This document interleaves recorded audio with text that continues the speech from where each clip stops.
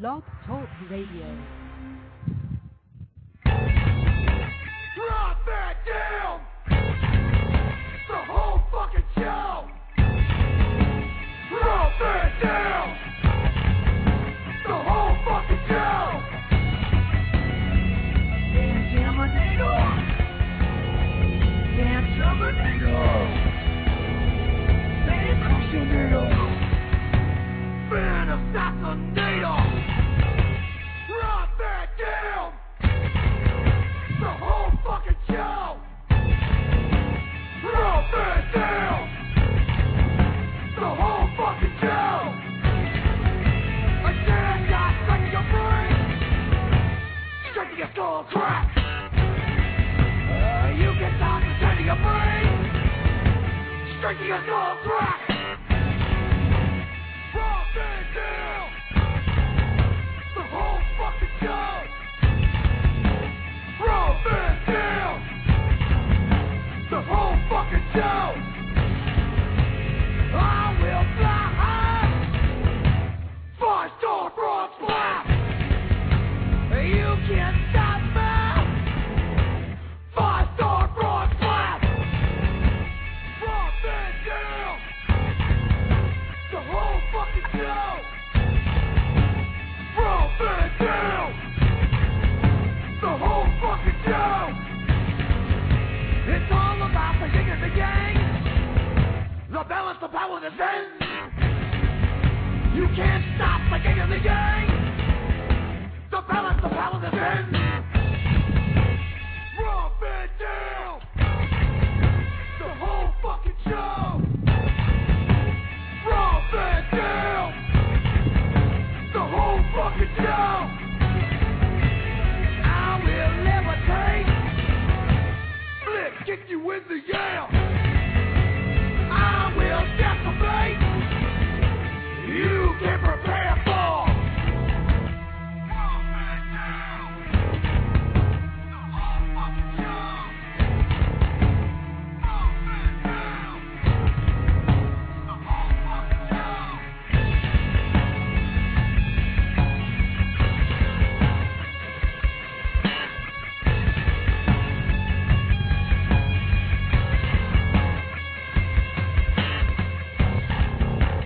Drop it down!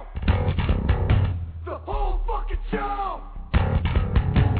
Drop it down!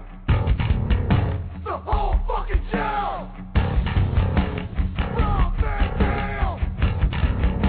The whole fucking show! Drop it down! The whole fucking show! RVD TV watchers have complete unlimited access to the Extreme Archive Vault containing every episode ever fucking filmed. Oh my God, baby, have you heard what we're doing with RVD TV? Actually, no, I haven't. I'm not in the loop. I think you are, I don't know. I mean, this is what I'm talking about, this extremely ridiculous summer savings sale. That's why I've been doing all these interviews and stuff lately, baby. I'm trying to get the word out.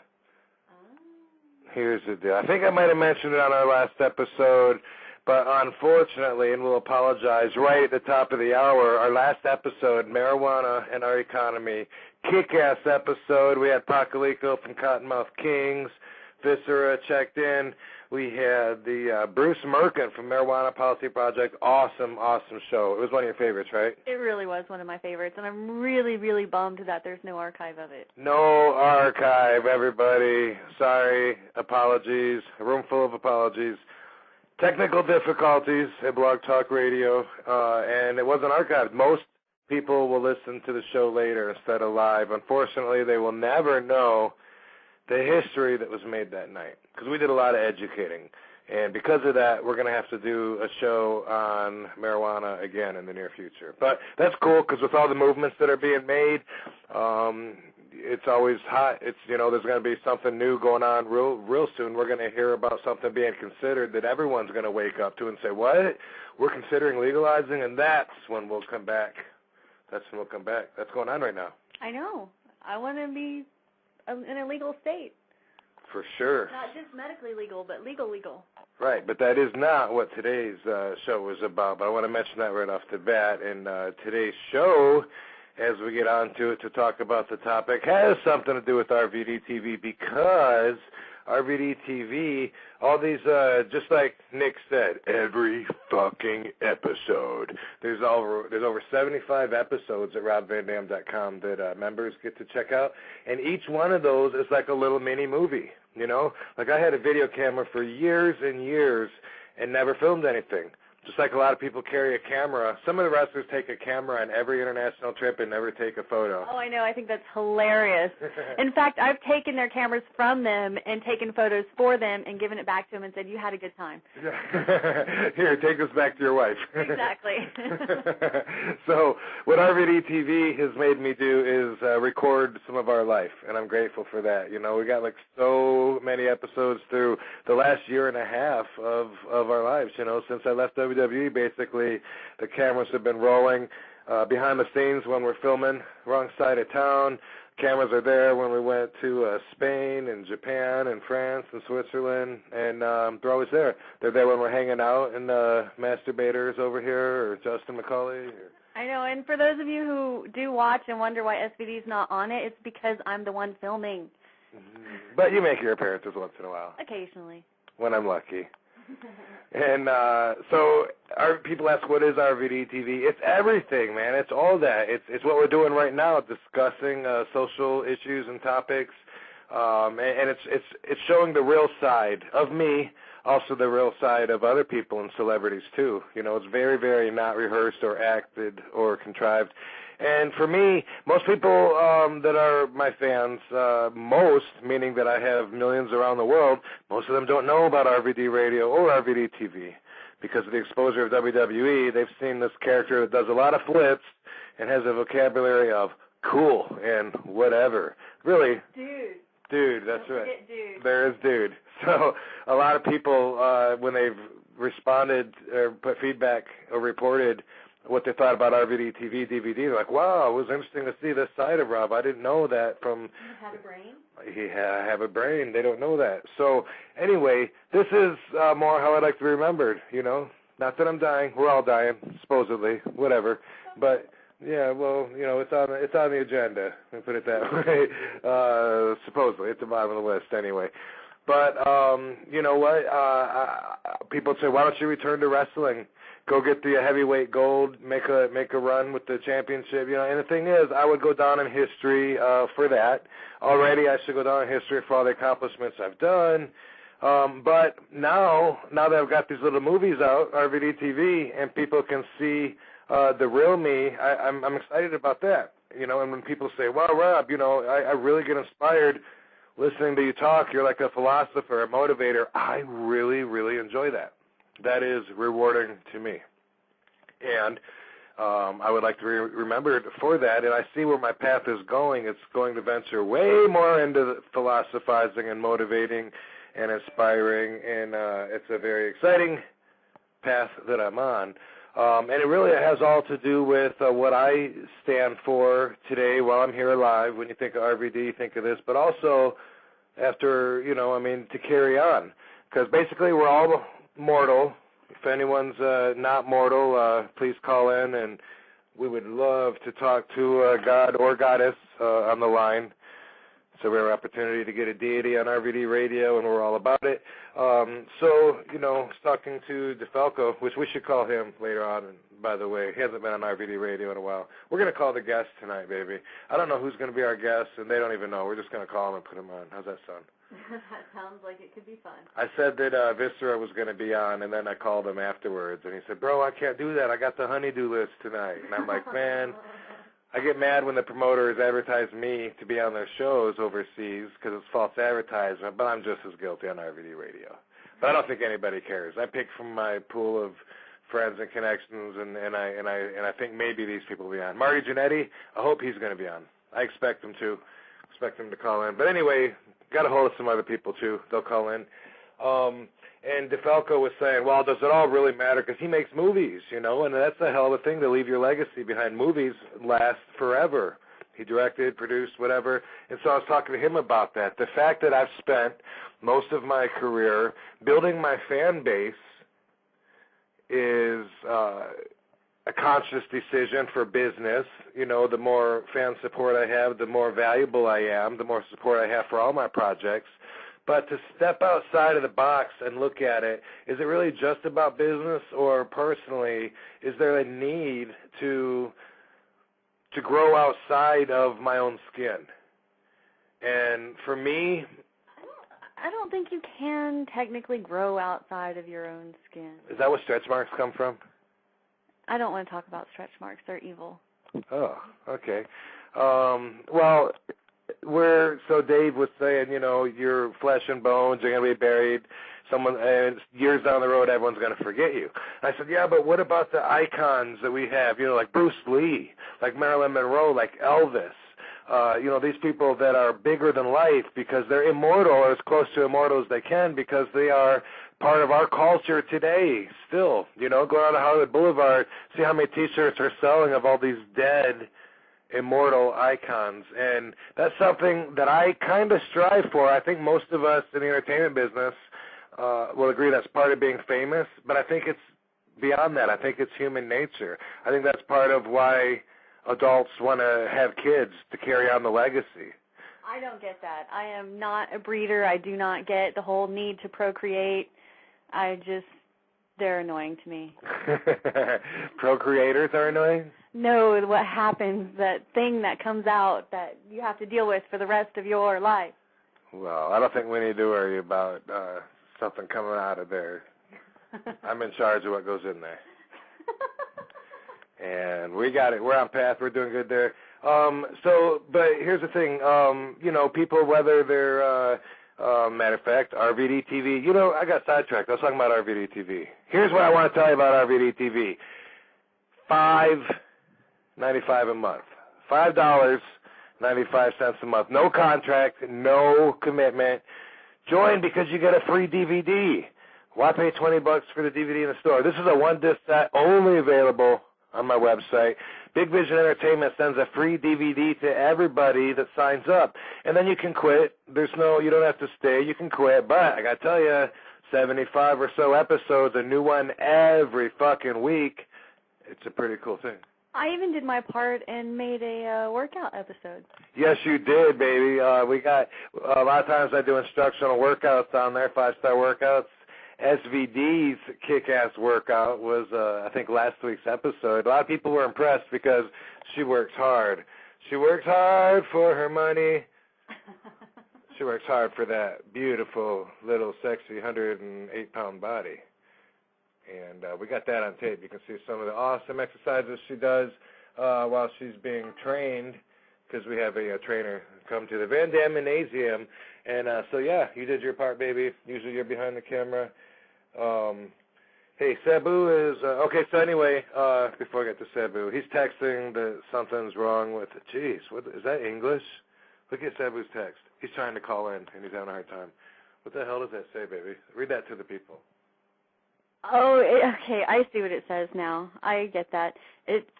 Your phone sucks. Okay, so you get that. Okay, here we go. Something wrong. All circuits are busy. Wow. Okay. So, Nikki, are all our lines busy? I'm going to go to Nikki Starr here in a second, because that is our new routine. We go right there, and we get to hear SVD, Nikki Starr. See, we got estrogen on this show. This ain't just about wrestling fans and comic geeks. No! We got the ladies. And join RVD TV, get the free DVD sent to you, and keep up with, you know, everything with RVD TV. We're plugging the shit out of it everywhere, so we're going to plug it here too. All of our members are stoked. They leave me messages that say they're so glad and they'll stick by and they love RVD TV. And it's a lot of fun too. It keeps me going, keeps me busy. And recently, for this week's episode actually, myself, Chris Masturbator, Cushionator, And Sean Stasiak, Dr. Sean Stasiak, talked about this very subject right now, about leaving your mark behind. You know, whether you're Cushionator and you want to make an album that people will buy, or, you know, say you're trying to find a cure for a disease, or you write a book, isn't it about leaving something behind and impacting the community in such a way that they will remember you? Because isn't basically, like, as if dying isn't bad enough, isn't being forgotten even worse than that? Oh, tell them about this super creepy thing you want me to do by having a... Hey, we don't talk about that, baby. Oh, I'm sorry. I thought you meant, okay. No, he seriously wants me to have a pay-per-view internet funeral for him. RVD, motherfucker! No, fuck that. It's creepy. It is just creepy. Well, maybe, you know, but it's going to be old news. I think someone already did something like that recently, you know. That's the thing about being original. Until it happens, when you're just holding on to plans, they become less original because other people do it. But, yeah, that was, I wanted people to, because I have a lot of fans, you know, every one of my friends who have passed away that are celebrities, the wrestlers, they have fans that try and attend the funeral, and they have people holding them out, security saying, hey, show some decency, show some respect for the family. The way that I look at it, it's more about being remembered than being forgotten. When Vicky Guerrero was carrying on the angle on SmackDown, and Chavo also, after Eddie died, they were carrying it on. Eddie was still part of the show. People were chanting, Eddie, Eddie. And he'd been dead for a while, and it was because they were carrying on his name in the storylines. People would tell me, I think that's tasteless. I think they should just let him go. Don't let him go. Dude, when I'm dead, don't let me go. Keep me around. Talk about me every once in a while, you know. Keep my name out there. That's how I feel. And I feel like in a funeral, if I've got millions of fans around the world that actually are touched and care about me, I should at least have a separate funeral for them if they can't come into one with the family. My idea has always been to do a funeral live on the Internet, charge them $1 and see if we can get 1 million people to pay $1, you know. That's money for you. I don't want it. It just feels weird. But you don't have to run the chat room there like you do at my funeral like you do here. Blog Talk Radio producer Nikki Starr, how are you tonight? Me? I already took you off. I'm doing fine. You did take me off. Well, it's a good thing I didn't say anything. Yeah, I'm doing great. But I have to agree with SVD on this one, and I'm not just getting it up on you because I'm a girl and she rocks. But that's just kind of weird about the funeral. It's weird, Nikki. Thank you. It is weird.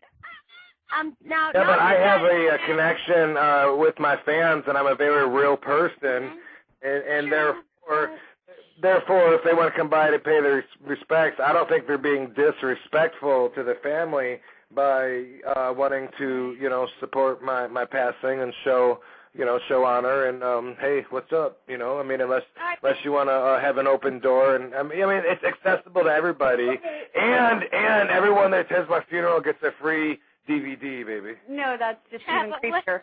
But I will agree that I will let your fans in, but I will not charge them $1. Also, too, though, check this out, Rob. You're not even going to be there. Well, you might be there in spirit, but it's going to be SED who's going to be there. And so you'll be dealing with everybody, right? I don't know. No, it's on the Internet. On the Internet. See? They're on the Internet. Oh, not even anything in person? I got this shit all worked out. Does he really? Like, RVD, motherfucker! He wants to put it in his will, so I'm bound to do it. Yeah. Oh. Will you do like a webcam funeral or something like that? I know it's really interesting. Yeah, that's what he wants to do. That's right, Daddy. You webcam. That's so bizarre. I think so too. Nothing so bizarre. Okay. So, Nikki, what do you think about tonight's topic? I think it's a pretty fun topic to talk about. Well, leaving your mark behind. Listen, okay, I don't know if you ever strived to be a superstar, Nikki. There's a chance that maybe you did not. It's not something that everybody does, but you don't want to be forgotten. I mean, after if you pass on, you would like to be remembered in a certain way. And I mean, that's something people don't talk about a lot. Don't throw it out on the table for discussion. But how important is that? The value in being remembered, and is it like to certain people you think it's about being remembered by more people? Like I want to be remembered by the whole world. You know what I mean? I mean, I want to. For me, not think small. Well, come on, baby. I mean, for me, like the more action figures, the more video games I'm on, the more of that. To me, that's like, hey, as morbid as this may sound, that shit might be around a lot longer than me. Maybe people might be playing me in video games. Let me ask you this, all right? Why does it matter if you're not here?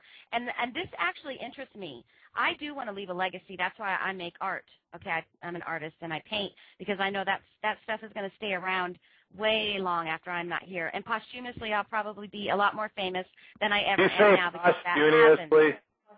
Posthumously, yeah. Posthumously. Okay. Why do you want all that stuff to be around? What is driving you for that? Validity, I think, feeling valid, feeling significant. For me, I don't like feeling slighted. Like when I'm part of a wrestling promotion, it makes me feel slighted, like I'm not that important there. I have like a need to break out of the box, I mean, it's probably the same thing that made me a goof off in class at school. I didn't like sitting there being ignored, not standing out. I like to impact people's lives. I think it has a lot to do with that. Okay, well then let me just ask SVD how she feels about that. Do you ever picture him anything but fabulous? He is amazing, right? Right, absolutely. Okay, yeah. So to me, her opinion of you matters the most of anybody's. All right? Just like no doubt about that. And obviously, I mean, that's why I'm home with her instead of on the road entertaining my millions and millions of fans. All right. However, to actually be like considered part of culture, that's something that not many of us ever will know. And you probably won't be a superstar to RVD status. I'm not saying for sure, Nikki, but no. Although it probably won't happen to you, though, when I go to a country that I never even thought that I would go to, never even crossed my mind. I'm in Belgium. I'm in India. And I'm seeing how much I have affected their culture. There's all these little second-grade kids going, RVD, pointing their thumbs at.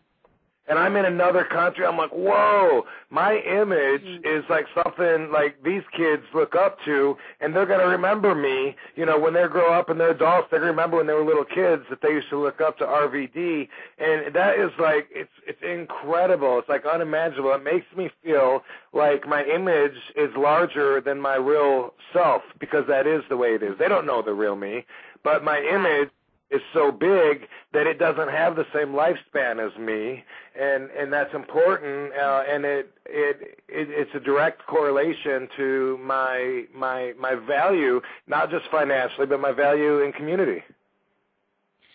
Okay, now this is the way I looked at it, and I think that whatever makes you happy, that's how I feel, whatever makes anybody happy. But for me, I would rather make an impact on one person's life and change it forever, a big impact than a smaller impact globally. Right. So that's my path that I've chosen. You're the opposite of that, right? But RVD is out to make a huge impact on the whole world. RVD, motherfucker! And that's what I've done. That's what I've done in some ways, and I want to do it in more ways. I don't see a job being finished. I see it changing. I see the job changing and it always evolving, and me always trying to impact with different things. I mean, can you imagine, like, if you're president of the United States, I mean, politician at any level, you're there setting the guidelines for your community. I mean, that's got to be a great feeling to know that you are doing your part. You're going to go down in history, and you're going to know, I mean, like when you leave your star on the Hollywood Walk of Fame, that is so that for centuries, people will walk on that sidewalk and look at you and say, look at that, Carol Lombard. Yeah, I'll tell you, man, she had some talent. And that is like, you can't be alive anymore, but you kind of can in that respect. I agree, and I think this is what drives you, obviously, to want fame and then make this impact, whereas someone like me, I want my art to be remembered. I don't care if somebody sees my name on it. I want them to look at the beauty of it. Does that make sense? Like, it doesn't matter to me if they ever remember. Okay, all right. Yeah, so, Wow. all right. So you will be an anonymous contributor society, and we appreciate that. That definitely comes from a sincere place, not not worrying so much about taking credit for it. So that's cool. That's cool. I'm going to go on. Thanks for getting us started here. Blog Talk Radio producer Nikki. We expect no technical difficulties tonight. Although Sabu, isn't that great? Although Sabu, I'm going to get him. I'm going to let me screen everybody. Talk to you later. Yeah. Okay, do that. All right, thanks, Nikki. Harry Slash from New York. What's up, brother Harry? What's up, Harry? Hey. Yo, what's happening? Dude, so am I just like out of perspective, Harry, because I'm a star, because I'm famous, because it was my goal to be on TV and now I'm there? Is that like, am I out of the box, or do you think that like most people want to be remembered? You're talking immortality, not just fame. Well, to an extent, yes. Now, I do believe that even people like that we remember from the 20s and 30s, 200 years from now, they may be forgotten too. So it's really more of an extension of life than immortality. Although Bruce Lee and Elvis seem like they'll be around forever, it's still, a very small part of time when you're considering forever. Okay, but you're talking about Bruce Lee and Elvis, but if I said the name Ed Wynn, would you know who I'm talking about? If you said Ed Wood, I would think about that ninth planet from outer space or whatever. Not Ed Wood. Not Ed Wood. Ed Wynn. W-Y-N-N. Does he have the win in Las Vegas? Because that motherfucker's worth some money. No, he was like one of the biggest stars of the 1920s and of the silent film era and early days of music. Was he Ed Leslie, the Brutus Beefcake? No, he was a mid-carder in the entertainment world, but at one point he was a huge star, but very few people remember him now. Fame is relevant to the life of the artist, and maybe about 50 to 100 years later, unless he creates something so phenomenal like the Sistine Chapel or the Ninth Symphony, where he will be immortalized. And people. Right. Well, listen, Harry, is that something like you're a musician? You like to leave something behind, right? I mean, like when you play your songs or whatever, your songs may live longer than you. Is that something that's important to you? Very much so. I mean, during the time we were in ECW, people would be going crazy when they'd hear Sabu's music or Taz's music or the Extreme theme and not realize that the guy who produced and wrote that song is the same guy that's helping security throw their asses out of the building. Right on. All right, Harry. Well, listen, hang by, man. I got to go to this guest because he's a first-time caller, a first-time guest, and I got to hurry up and get him while he's on here because he's off his rocker. Oh, no, wait, he is a rocker. He's Marty fucking Jannetty. Hold on, Marty. I got you up. Damn, Joe, what the hell is going on, bro? Eddie, What are you doing, man? I feel kind of funny. I was listening to some of that y'all were talking about, and I thought maybe I better hang up, man. I'm in the wrong place. Dude, that's why I got to you as soon as I could before you hung up, man. Listen, so Marty Jannetty, thanks for calling in. The subject we're talking about tonight is really just leaving your mark behind, man. I remember when I was a kid, this kid that got me to watch wrestling, actually. This was the first kid that got me to watch it, Jason Clute. He was proud of his grandpa. He was bragging on him. He goes, my grandpa left his mark in this city. I said, well, what do you mean? What's that mean, he left his mark? He left his mark. What the fuck are you talking about? And he goes, look, he goes, Capitol Avenue, he made the curb, goes all up along Capitol Avenue by Columbia. The curb out in front of Perry's drugstore? He made that curb.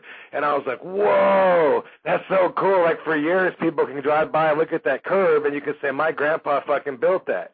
It's kind of the same thing on a different level for famous people. We leave behind movies that we've done or pay-per-views or action figures or image on video games, or it's books or it's songs or whatever, but isn't it important for us to impact the world so much? Doesn't that make us feel kind of like more successful the more people we reach out to? Because after we're done breathing and we're buried in the ground, that's where we gauge how much we really impacted the world, see how much they keep talking about us and shit, right? No doubt, but could you repeat that? I doubt it. No, let me tell you what, though, man. I did leave my mark behind, in Kansas City when I first started wrestling there. That was the You mean that black eye you gave me? You did leave your mark. Oh, man, no, that was in jail. I'm talking about when I first started wrestling. Man, I've been watching you since I was this high. Are you still that high? I'm getting there right now. Yeah, good stuff, huh?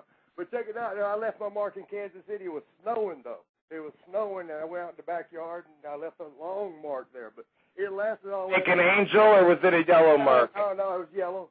And it was Okay. It was all the way till the next day when the sun came up, and then my mark was gone, and now I feel like I'm not immortalized, if that's the right word. Marty. RVD, the whole damn show. We in there. Who stole the fucking dope? Hey, where are you right now? I am in California, Los Angeles, California, my favorite place in the whole country to be. You know what? I was just on MySpace, and I was going to tell them where to go, what to listen to us, and I didn't know other than California, so maybe they can just tune into California. I wish if everybody tuned into California, the world would have a lot less problems. Except for Miss California. No, Miss California is no longer Miss California. Aha! She's out of here because she's a liar. She's a Christian prostitute. No, I'm just joking. She's not a prostitute. But she did show her titties, and she lies about it. So I didn't know the camera was on. She showed her little titties. Yeah, but the thing is, I mean, just like any of us, she changed. She changed, man. She changed. Hey, Marty, so as a kid, when you were a kid, do you know what you wanted to do? Like, did you have a dream? Did you want to be a fireman or a cowboy or some shit like that? God, that was so long ago. Or one of the other gay village people? No, I won't say that was Sean. No, that was, no, man. Oh, let's talk about Sean. Yeah, man. Nobody said that. Hush, man. No, man, I think what I wanted to do, I was just hoping I would really grow up. Because I really didn't think I was ever going to. And I'm still not sure I have. That's man, I mean, you can't prove it, but I can't confirm that. That's the good thing about wrestling, though. We can stay young forever. We stay kids forever. In really any sport, that. I mean, we get to stay kids forever with this. And hopefully, I got a couple more years. Maybe you certainly do, man. Marty Jannetty was on the tour we recently did for AWR over in France and Switzerland. And so I got to really hang out with Marty and appreciate him and his big swollen ankle. And it was just a good time. Listen, here's a point that I want to make too, just in case people don't know exactly what I'm getting at. When let's say you're just a regular Joe, you got a wife and a bunch of kids, and you just work at the fucking factory, and that's all you're going to do for your life. But why is it's still important for that regular Joe that he holds the high school football record for having the most yards or whatever? Like, for him, that's his moment. Like, that's what he's going to go down for, be remembered for, and he don't want no new punk coming in and taking that from him because he wants that to live, because that's bigger than our actions are sometimes bigger than ourselves, right? Yeah, I guess that's what we've been trained to understand. That it's not who we are, it's what we do. But you know what, Marty? I think you could beat his football record, in my honest opinion. What record was it? Because I got a football. Hey, he ain't done shit, man. He ain't done shit. He's just sitting on the couch with his kids. Well, I got a football here at the house. I mean, you got a foot long? We start here and now. 4 foot long. Okay, cool. Hey, Marty, I just want you to know that this match has no time limit, so appreciate you calling, but whenever you want to powder, just say, hey, thanks for having me on, and then hang up, and there'll be no hard feelings, and we won't talk about you till you're gone. I just don't want you to feel like I'm holding you hostage and stuff. If it's cool with you, I'm going to take a couple calls. Is that cool with you? Yeah, man, because I love listening to you. Right on. Then I'll just keep on talking right through the callers. We won't even pay any attention to them. Michael Porter calling. Let him get a break in, though. So I've worked with Marty Jannetty when he was in WWF. Ooh, Michael Porter, we're going to find out right now if you're telling us the truth about your relationship with Marty Jannetty. No, man, I'll talk to y'all later. Don't take off just because I'm getting on the line. It was, dude. You scared him off. Now, Michael's cool, man. Mike's good people. How you doing, MJ? What's happening, bro? Only guy calls him MJ and he calls him Michael. Dude, you're the shit. It's for real, man. Hey, check it out, man. Last time we was out there, we had Honky Tonk with us, and Sean was supposed to come, and I think Michael got a little bit nervous because Sean always wants to go to the gay bars, and hey, I ain't got nothing against that. I'd rather just go to the regular clubs. But, you remember that, Michael? Yeah, I remember the karaoke club. Yeah, man, Michael was in there starting trouble. He was trying to sing. And Sean a regular there? Oh, at the karaoke or the other thing we said? It was a gay karaoke bar for the record. Michael Porter. I know is he a reg? Well, Michael I don't know Porter, about. I got Mari Janetti on the line. How you know this guy? Who? Michael, talk, motherfucker. Oh, I thought you were talking to MJ. RVD, motherfucker! Michael, hey, Jason Maples is beeping in. Should I click over? Y'all won't hear him though. Hey, you know Jason Maples, Rob? No, it sounds familiar. Do you? Yeah, he's booked out of Indiana.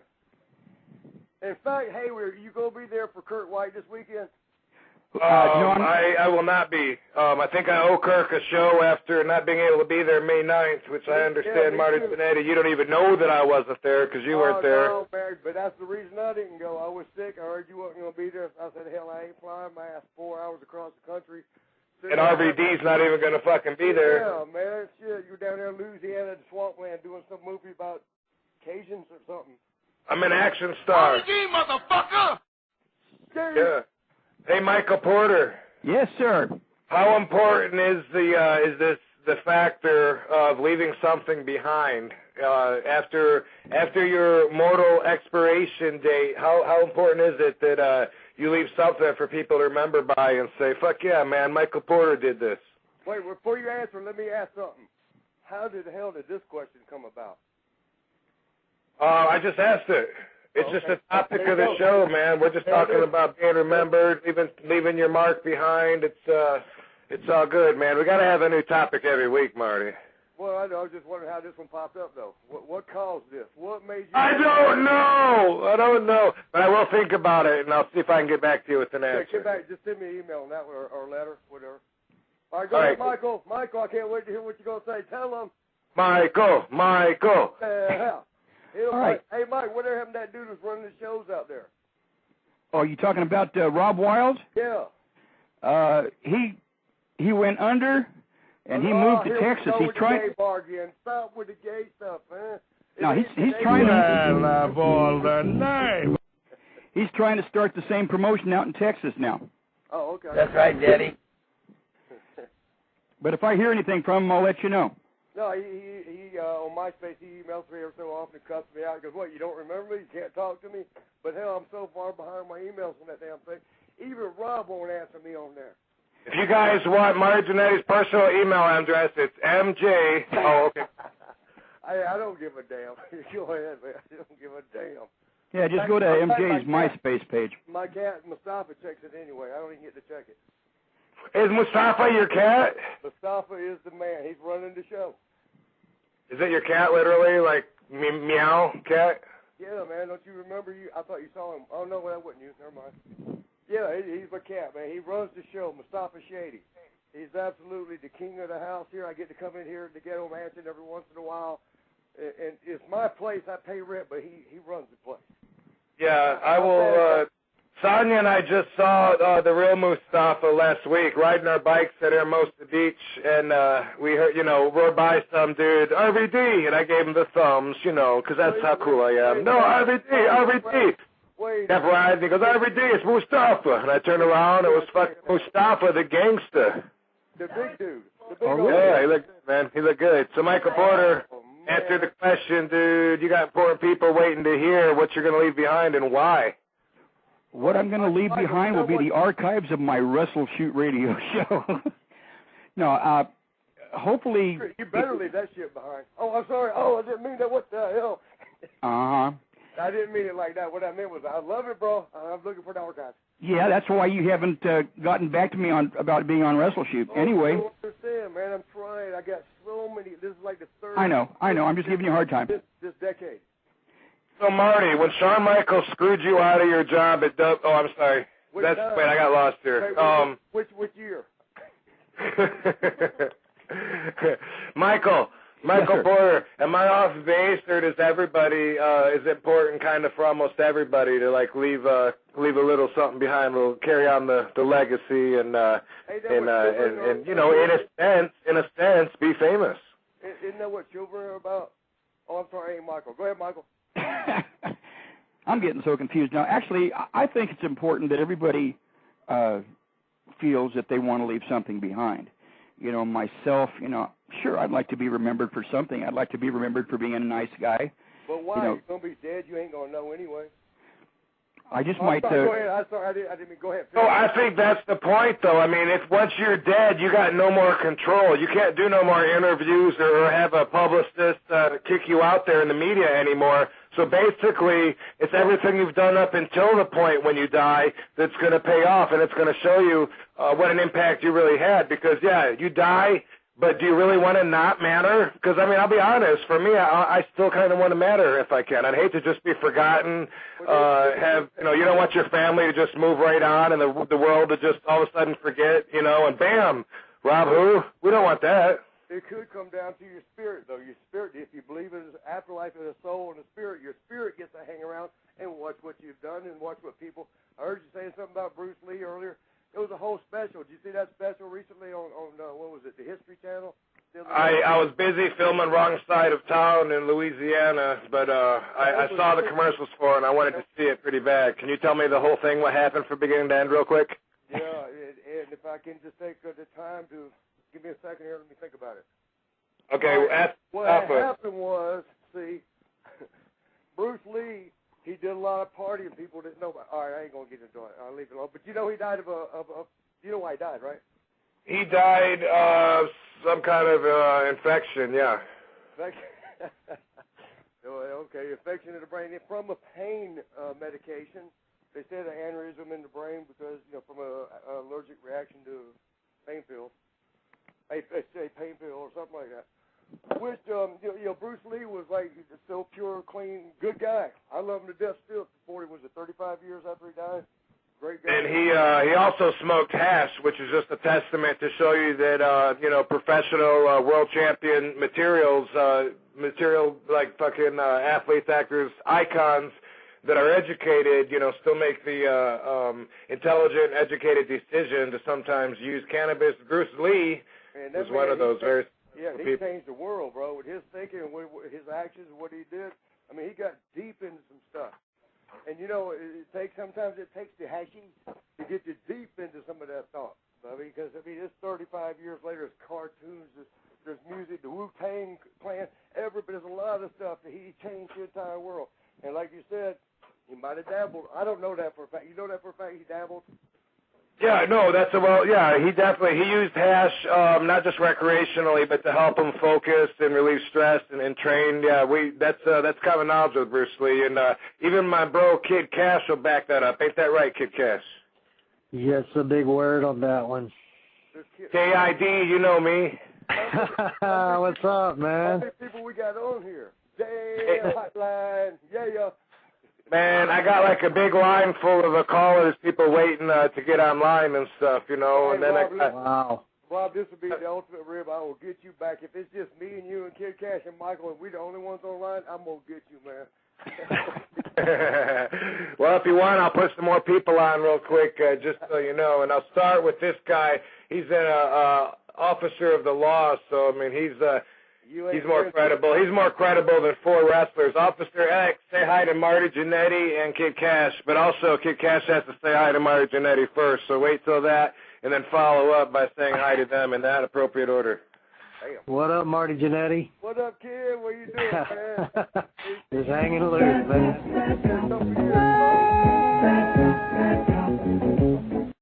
Officer X, that's your theme music, man. Are you off mute? That beats the fuck out of me. All right. Dude, man, we're having a party. Yeah, it sounds pretty good tonight. No shit, man. Listen, KID just joined, man. I just texted him and said call in the show, so he don't really know what we're doing. Let me catch you up to speed here, Kid Cash, because Michael Porter's taking too long to answer. And, I didn't get a chance. Damn it, Michael. Right. Tonight, huh? Michael's working on leaving his legacy behind. Yeah, I don't know what he's leaving behind, but he said he needed some air spray and to close the door. I don't know what that. Hey, leave it behind though. All right, hey Michael Porter, I just put you on mute for a minute so we can focus, because we don't have the hash like Bruce Lee did. We got to do it manually. Hey, Kid Cash, tonight, Thank you for calling in, by the way, dude. What up, KID? Not much. Just hanging loose, man.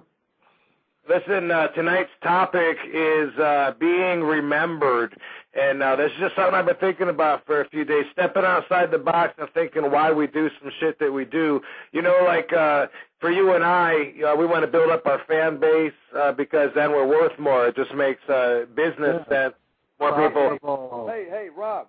Hey, Marty. Can I change the subject just for a real quick second?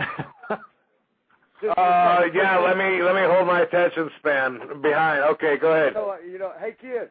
Yo. What's up? KID. KID. KID, I got to ask you, if it's okay to ask, if this is inappropriate to ask, just say, shut the hell up, MJ. You know Jasmine St. Clair? To RVD Radio. The Jasmine St. Clair? Oh, of course, yeah. How was I can ask this on the what we're on.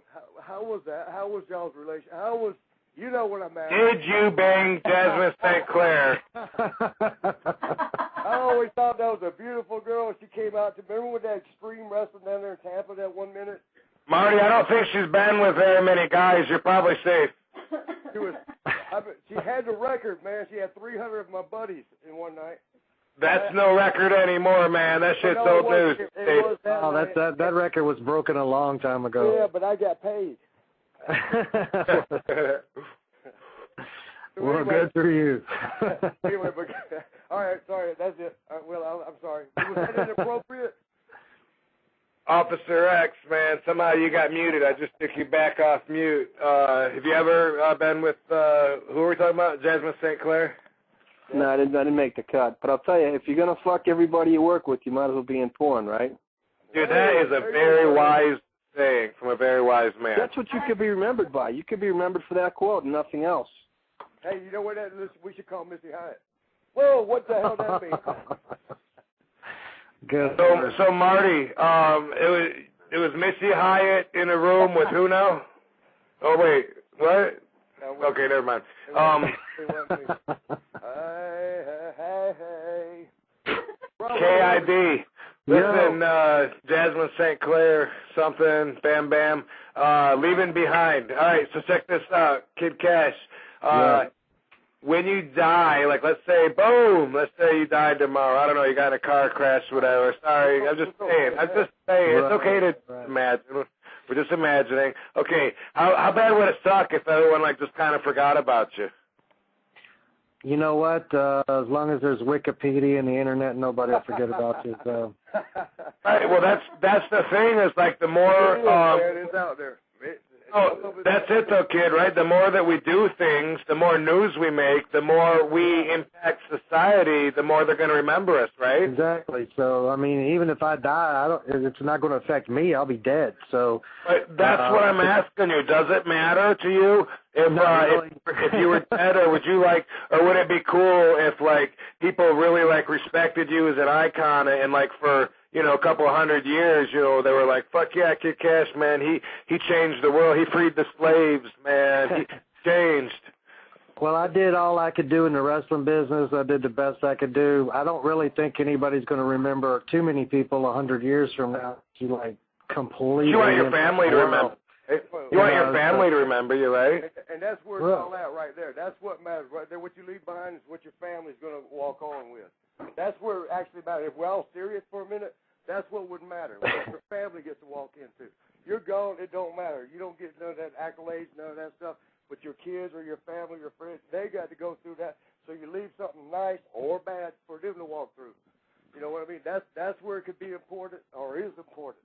What you leave. Well, I'm sure, you know, like I'm sure the world's not going to end tomorrow. I'm sure we got a few good years left. And like I said, with the internet, you know, I mean, and as many, you know, smart marks as there are out there in the world, I mean, my name will not be tossed among the, you know, the top 10, I'm sure. But, I mean, I'm sure when it comes to cruiserweight, high-flying, crazy moves that you've never seen before, and like, doing a leg drop beside a frog splash to win the TV title off a Rhino. I mean, I'm sure there's going to be a lot of people that will remember that. But, honestly, I'm a cruiserweight, so I'm not, the Rob Van Dam, and, But you know what, brother, you're larger than just wrestling. And that we're really talking. I mean, if you're just talking about what you do, which is wrestling, that's cool, because you are up there. Me and Rob will put you way up there. Or at least I will. I'm sure Rob will, too. But you're more than that. Nothing like that, penis. Hey, watch it, woman. Don't make me send Mustafa out that way. You don't want to deal with him. Hey, Kid Cash, so you're a daddy, right? Yes. So when you, is part of, bringing a child into the world and raising that kid, I've already impacted his life, completely. I mean, he used to take me for show and tell, man. So, I mean, So, I mean, I was like the career day dad that everybody was popping for, So, I mean, my kid, that right there, what Marty was talking about, your family. I mean, hopefully, the family line will keep going and you'll be remembered. But, I mean, I'm just here for now and, hoping for the best and, that kind of shit, So I do the best I can and I don't really honestly, don't think about it, honestly. Well, that's the thing is most... You don't even really think about it. Just live and whatever happens behind it. If you live right, you live correct, you live pure, it'll be there. Well, most of the topics that I talk about on the show are topics you wouldn't normally think about. You just do, and that's where RVD is a weirdo, one of a kind, and I think outside the box. I like to step back and look at things that we do and ask why. Because too many people are just followers. Too many people are followers, and they just, all I know is I believe in Jesus Christ, so I'm going to heaven. And then that's all, and it's just like, do you ever think about why, you can't say certain words? I like to talk about language censorship, and if they can't understand the conversation, it's just because they refuse to. It's more comfortable not thinking for some people. As a matter of fact, let me throw something out there real quick since you hit the religion thing. It wasn't me. I'm just following up. The biggest damn Christian thing right was John 3:16. If you really examine what the hell that says, and we're not knocking anything. I was raised Christian, and my mom was very big, Christian and all that. Well, what the hell does it mean? That God, for so loved the world, He gave His only Son, and all that we could be forgiven of our sins. What? Think about what the hell that says. What does it really mean? That's right, Daddy. I don't think I understand the question. What does what mean now? John 3:16, the biggest damn verse in the Bible. Oh, is that something about walking through the valley of death? That's Rob, man. You gotta watch that shit when you're with Rob. Excuse my language. That's the 23rd Psalm. We're talking religion, I'm cussing. Watch your fucking mouth, please, Marty. Somebody explain this. Get fucked in, piss hell. How is it that Jesus Christ got murdered, he got killed, and that made it good for RVD, motherfucker! And we can teach him for our sins now. That's it. That's what people... You know who I asked? Ted DiBiase. He's the head ministry man in the rest of the world, and asked him to please explain that to me, and he told me that I was of the devil of me to ask him. That's so fucking stupid. People believe that. People believe that, man. It's crazy. It's like you just said, though. We just accept stuff without asking. There's nothing wrong with asking a question. If God is God and He is God, it don't mind you asking. It's just a parent. It's like a dad. You can't ask him a question. That is my message. If I had a message to leave to people, it would be like that. It's okay to wonder why, motherfucker. It's okay to use your brain. That's why you have it. That's why you see things different than people. Yeah. People talk about, science, that's not of God. That's why we got science, because of God. That's how it goes. But anyway, the Braves they're getting beat by the Yankees tonight, damn it. Who's getting beat? The Braves are losing to the Yankees. They beat them yesterday. Well, of all the name. Yankees suck. Yankees suck. Damn those Yankees. Hey, Officer X, are you still on the line? Yeah, I'm here, man. Why are you being so quiet? Are you like, we give him a chance. That fucking Marty's going to need a jaw replacement before he's 50 if he doesn't shut the fuck up. Jesus Christ. All right, man. He's a hijacker. He hijacked the show. I ain't saying nothing else, man, for the next 30 seconds. Thank you.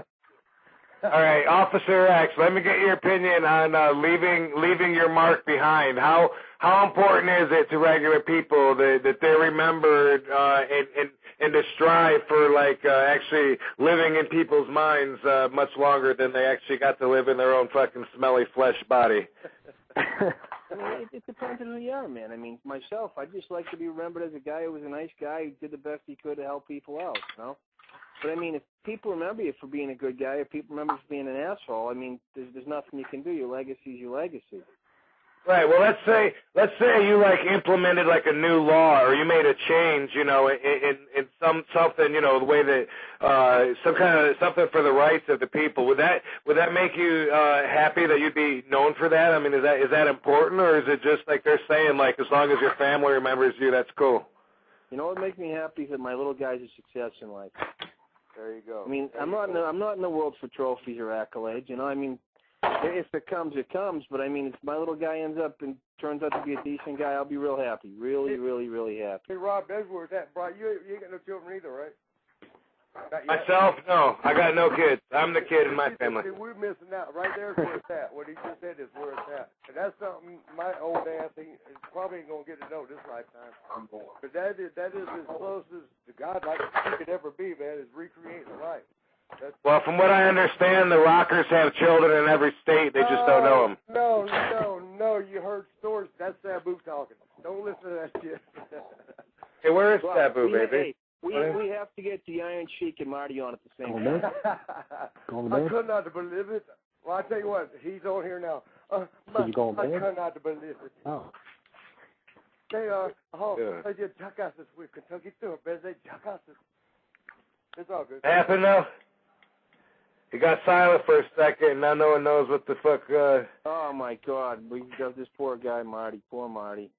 All right. Well, I didn't do it this time. So, Rob, do you want? What is your idea of being remembered? Is that what you want, or do you care? No, I do. I do KID. By the way, Kid Cash, just like I told Marty, anytime you want to go, just say bye. We don't, it's appreciate you hanging out as long as you want to. But for me, first it was business, I think. As far as I want, the bigger my fan base is, the more I'm worth, the more people will follow me, watch my movie, read my book, watch my porno, whatever I do, they'd follow me, the more fans that I have.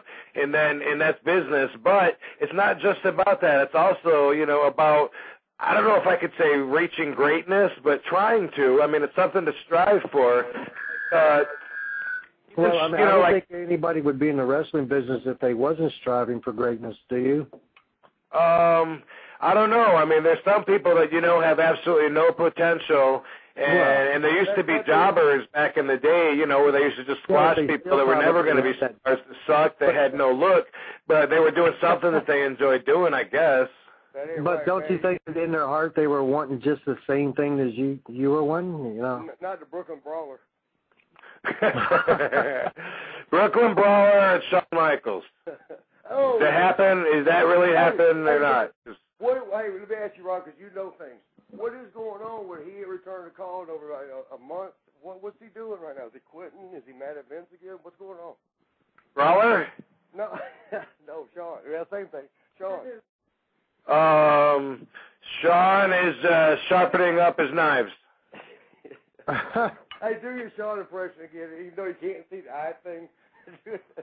Hey, Blog Talk Radio producer Nikki Starr, Sabu is calling my office here because he can't get through to the phone lines. You got any? Oh wait, I gotta unmute her, man. That's the way we do it. Watch this. Which one's her? This one. Watch. Bam! Blog Talk Radio producer Nikki Starr. How come Sabu can't get through? I'm not really sure. Does he need help dialing the phone? Everybody else is getting through. Probably does. Oh, man. He probably does. I'm just saying. Marty and Kick Cash really want to say hi to Sabu, and we can call him. Oh, you can? Okay, I'm going to text you his number. No, wait, you can. Look, check it out. I can? Pay attention to me. Focus. Look. I'm focused see on your switchboard where it says dial out. Fuck no. Right underneath your phone number. Yes. Yes. Dude, that's Refresh. awesome. Is this like the upgraded premium package? Yes, Okay. because you're so very special. Now, don't say his phone number out loud. You're the only Punch it one who's in. going to be able to Let me see do it. I'll do it, Rob. No, I won't. All right. Word. Oh, Hey, Sonia says, Marty, that you've been requested to speak up a little bit. Sorry, Officer X.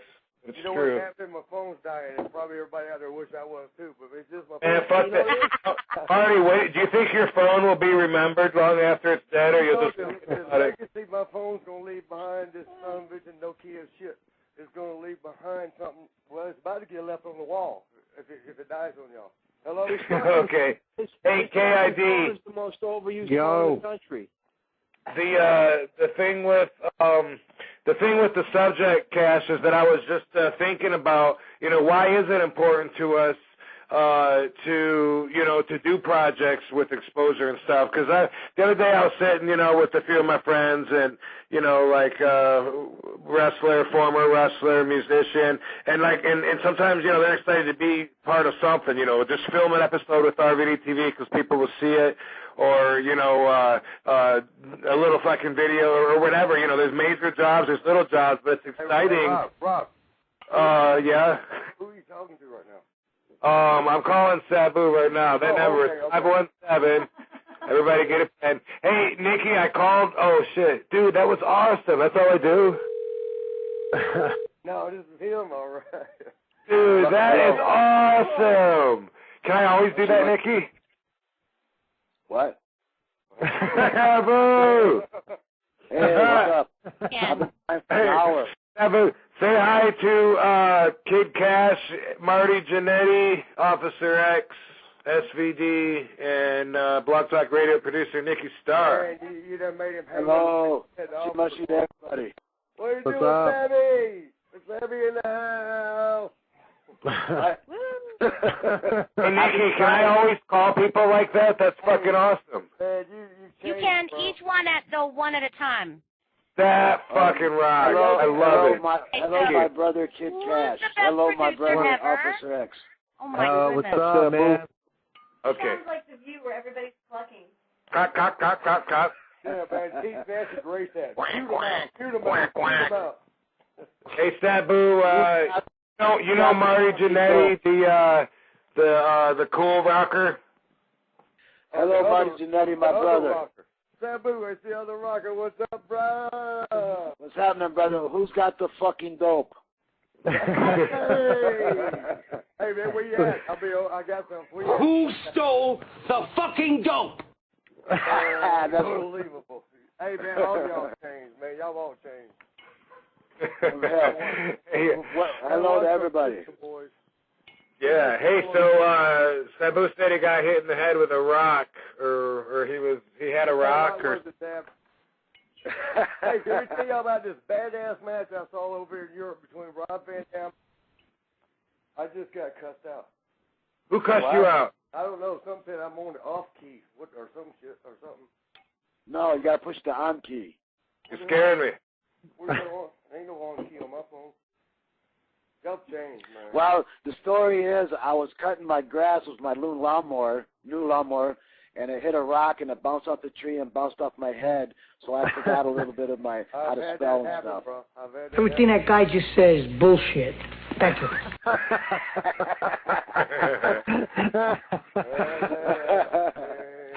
Why is everybody laughing?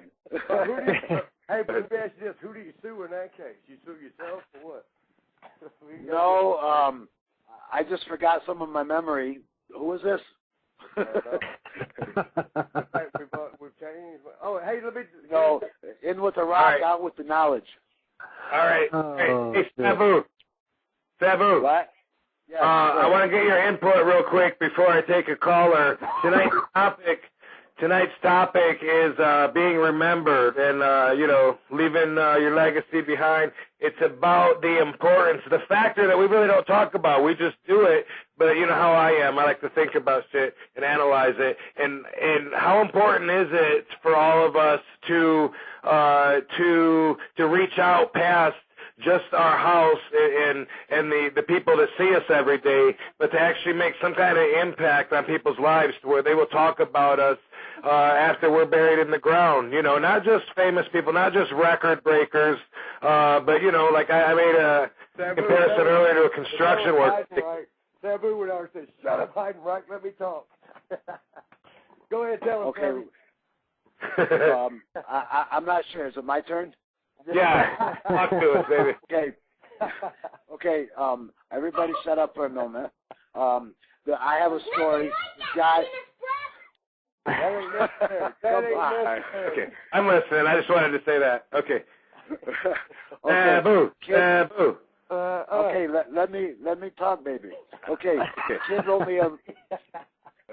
wrote me a letter saying him and his dad haven't talked in 20 years, and they heard about ECW, and that's what brought them together. So they came to see me, and I joined them back together after 20 years. So that kind of touched my heart. You know, so that, in a way, you know, I healed their family without trying to, but I did. Right, so they're always going to remember you for that, not just for doing the Arabian Face Buster. Wait a minute. Right. Well, we'll bring them together.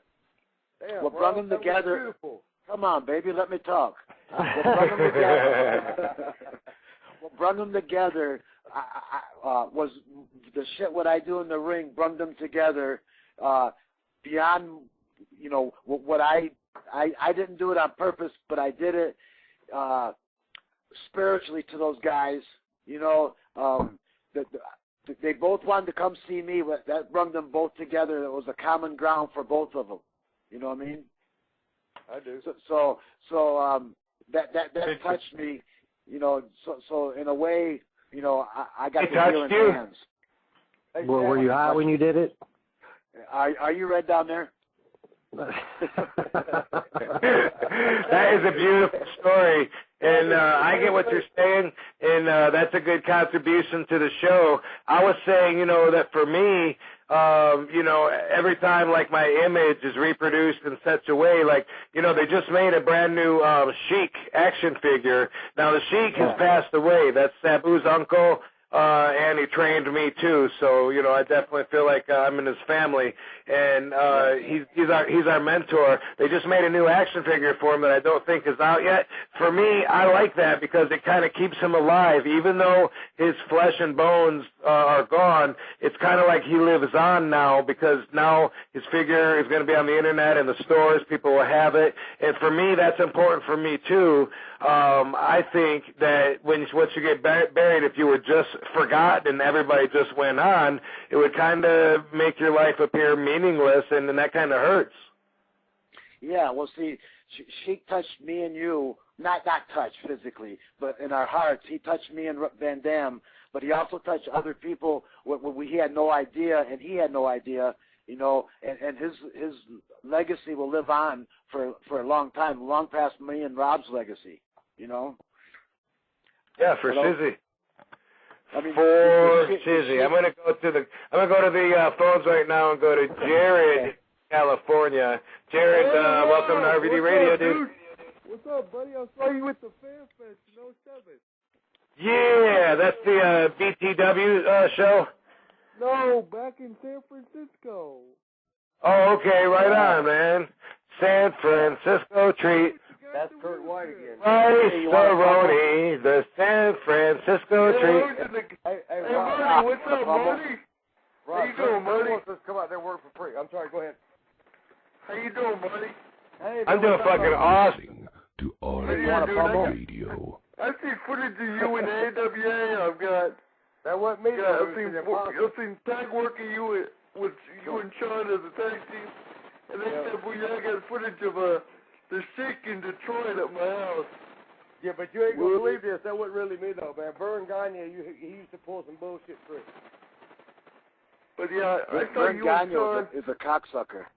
Hey, let's talk about that. Did you still trust Shawn Michaels, the Heartbreak Kid? But yeah, I saw you and Sean as a team in the AWA.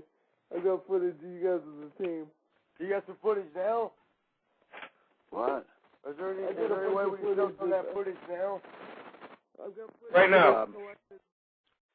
right now. I can't understand them. I know, dude, man. He's calling all the way from San Francisco. Try and cut him some slack, Sabu. No, I'm calling from Bakersfield. Hey, check this out. Bakersfield. Oh, Bakersfield. Yeah, okay, he's in the...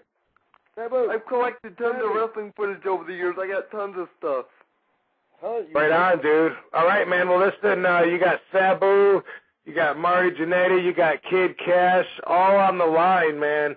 And this may never, ever happen again for the rest of your life, no matter how long you live, even if we talk about you long after you're dead because you've been passed. Hey, Mustafa. Yeah, Sabu. I've seen tons of footage of your uncle. Oh, no. So, you think you and Rob will go in the Hall of Fame someday? He is. Rob inducted him. Me and Rob inducted him 2 years ago. I know, but you think you and Rob will go in? Oh, of course. I think, of course, Rob will. I'm not sure I will, but Rob has my. I think you're worthy after all the stuff you put yourself through. Yeah, but the tables you put yourself through. Can I speak for a second? I can't vote for myself, but I can vote for RVD. You know? hey, Savvy, will you vote for Don Heidenreich? That's right, Daddy. Yeah, that guy was cool. He's crazy as a cocksucker. Sabu, you've been in some of the craziest matches I've ever seen, man. That barbed wire match with Terry Funk was crazy. All right, man. Well, thanks for calling in, Jared. And hey, Sabu, do you think I have to go back to WWE and have another run before I can get in the Hall of Fame, or am I good now? I think you're good now. But to be on top of everybody in the Hall of Fame, you need one more run. You know. I'll just send in my bank account info and see what happens. David from Sacramento. David from Sacramento. Hola, you're on the line with Marty Jannetty, Sabu, Kid, fucking Cash, and the Van Daminators. What up, Dave? What's up?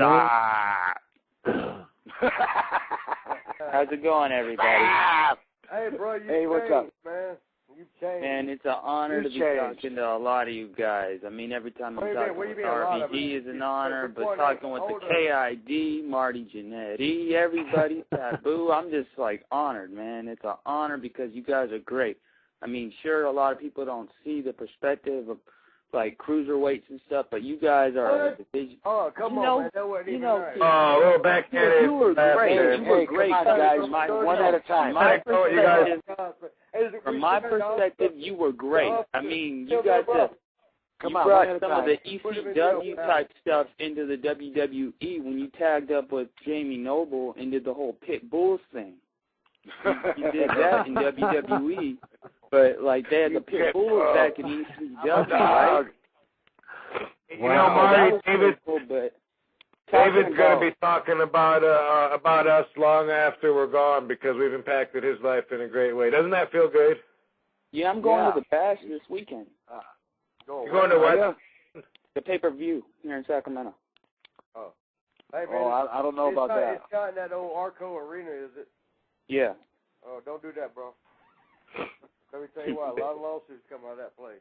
I've been in 2 of them myself. I would suggest you don't go. Well, who's it for? WWE? Yeah. Yeah, go ahead, then.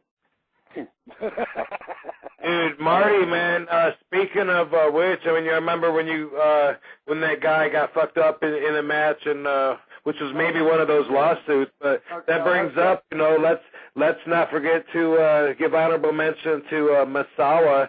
Sabu and I wrestled Masawa for All Japan Wrestling many times.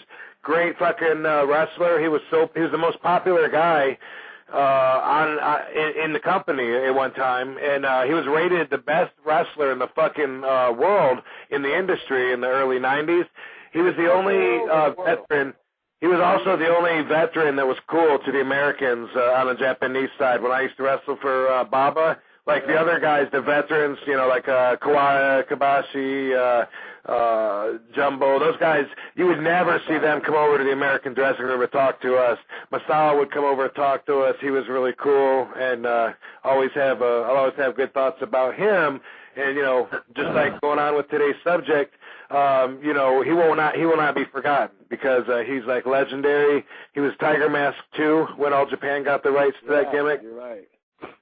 People are going to remember him forever, or at least for a long, long, long time. Let me say this real quick, Rob. I posted a bulletin on MySpace earlier, and it's so funny because, like, right when I got done posting it, you posted the topic for the day, right? And right, that is funny. I basically said this. The greatness of the past is legendary, but what becomes memory will never die in the hearts of those who help make the memory a legend. Dude, that's pretty good. That's pretty good. It reminds me of something I heard one time. Bro, I can't talk to you no more. Man, you're horrible, bro. Right, go ahead, man. This reminds me of something I heard one time. What you do for yourself will die with you. What you do for others will live on. Kind of the same thing, you know, like, as I said, you're leaving something else, you know, for society. I'm a big, big fucking fan of Hollywood history, and even though these guys from the silent era, like the 20s and the teens, they're dead, but I can still look at, you know, like, say, the studios that Charlie Chaplin fucking built, like in 1917. I mark out on that. Charlie Chaplin's gone, but today, he died in the 70s, but 30 years later, he is the most well-recognized celebrity on the fucking planet. So, Rob, what does he care? Right. What does Charlie Chaplin care? Well, himself, I can't tell you that because I don't know. I've never been dead before, but his family, hopefully his family gets a lot of energy for that. Yeah, and that's it right there. That's what we said earlier. Remember, it's for your family. It's all yeah. So guys like me and you, man, you better get some kids because I ain't got none, and I know, man, I got my cats. I don't know how I'll outlive them, I think, but we got to get kids, brother, because that's what's important for. That's what. Well, I know a lot of people that offer their kids up all the time. I just never thought I'd take them up on it. You can always adopt. You changed, bro, man. I gotta say, you changed. Yeah. All right, man. Well, thanks for the call, David.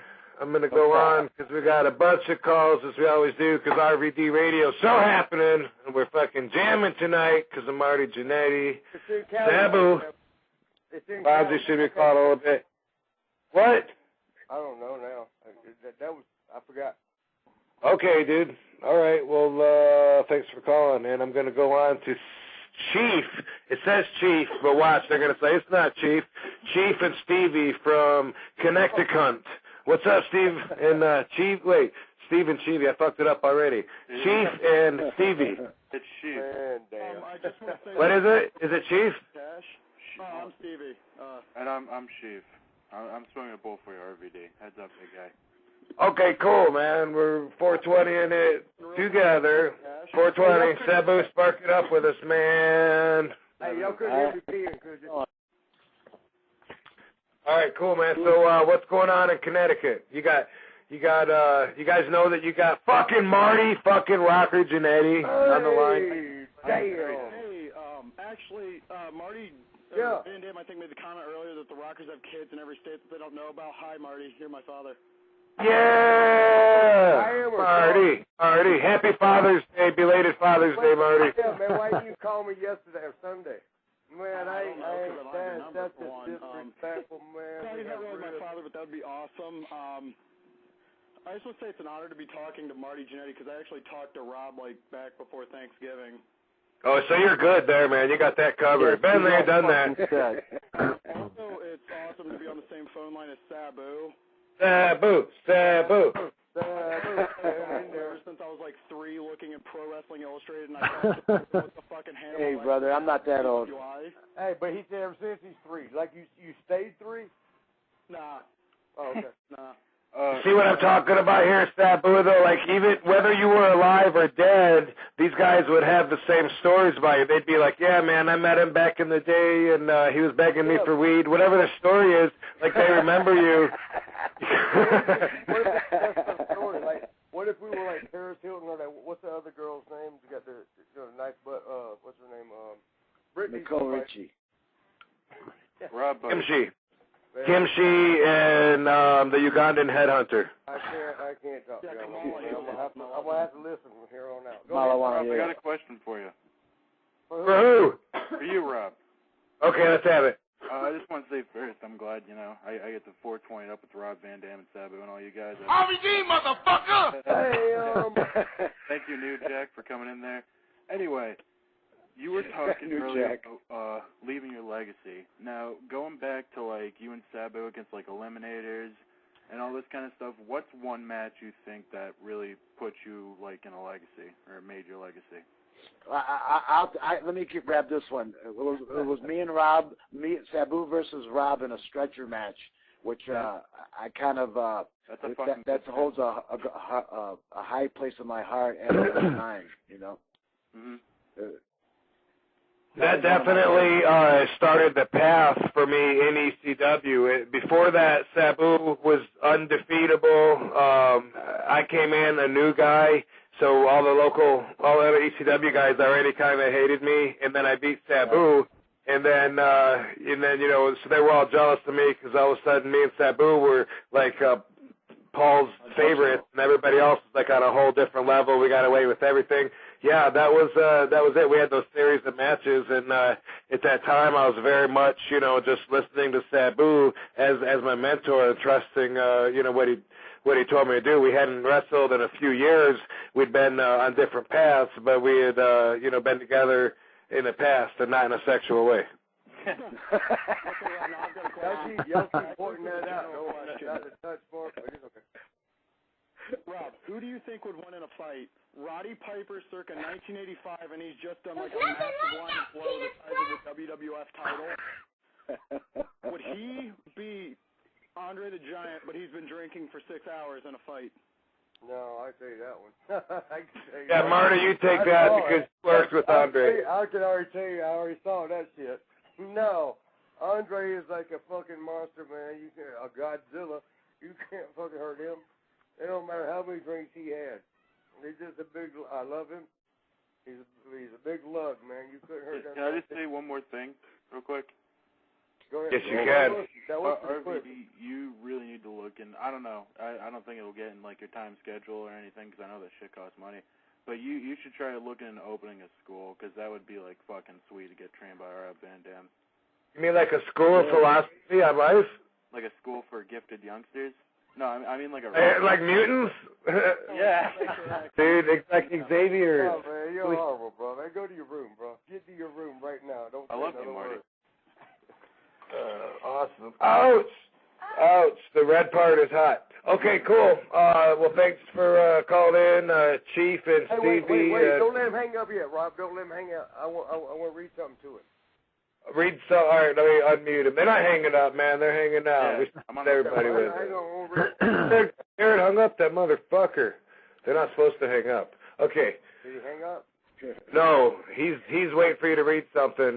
They both are. They check the fresh cold. All right, check this out. I want to see how many people understand. Hey, you know when you say LOL, but you're not really LOLing? Yeah. You might be Ling, but not OLing. Give me something nice. Well, dude, man, make a fool of me for real. Just take a minute and read this to the world. What the hell? Dude, that sounded crazy. I just read an email from Rob. All right, Rob, I gotta go, but thank you for all this. Don't leave. Don't. All right, Marty, I won't wait. Oh my God! All right, man. Thanks. Marty is hijacking the show so much the listeners are begging to leave. Dude, you're scaring our callers, Marty, with that crazy. Word. It says word. Domo. Not you. All right. Hey, you know what, Marty? This All next. right, I'll go. I love y'all, man. Miss Oh, Marty, wait. One more call. One more call. Get him off. Can you get one more call, or do you got to go, Marty? I'm right here, bro. Okay. Because this next one, Benji, I'm going to Benji. And Benji, you're on with Marty Jannetty. Sabu. I'm on the phone. Sorry. Hello there. Yeah. Is that cover? What's that, honey? Savvy, is that cover your room or right here? How was Marshall's? Hey, what's up, y'all? Oh. Hold on. What up? Hey, y'all. I'm trying to clean this up. Hey, Benji. Hello there, Rob. Hey, talk, motherfucker. Hey, man, what's up, bro? You guys enjoying the show? Hijacking. Yeah, hijacking the show. No, enjoying the show, and I hijacked it. I just put you on mute like that. All right, but hey, seriously, Marty, I got to make sure that you don't leave before saying hi to this guy who just called in real quick. So hold on while I unmute the manager of champions. He calls it right down the middle. What up, Fonzie Daddy? That's right, Daddy. RVD, the Indian Princess, Sabu, Marty Jannetty. Right, Daddy. What's going on?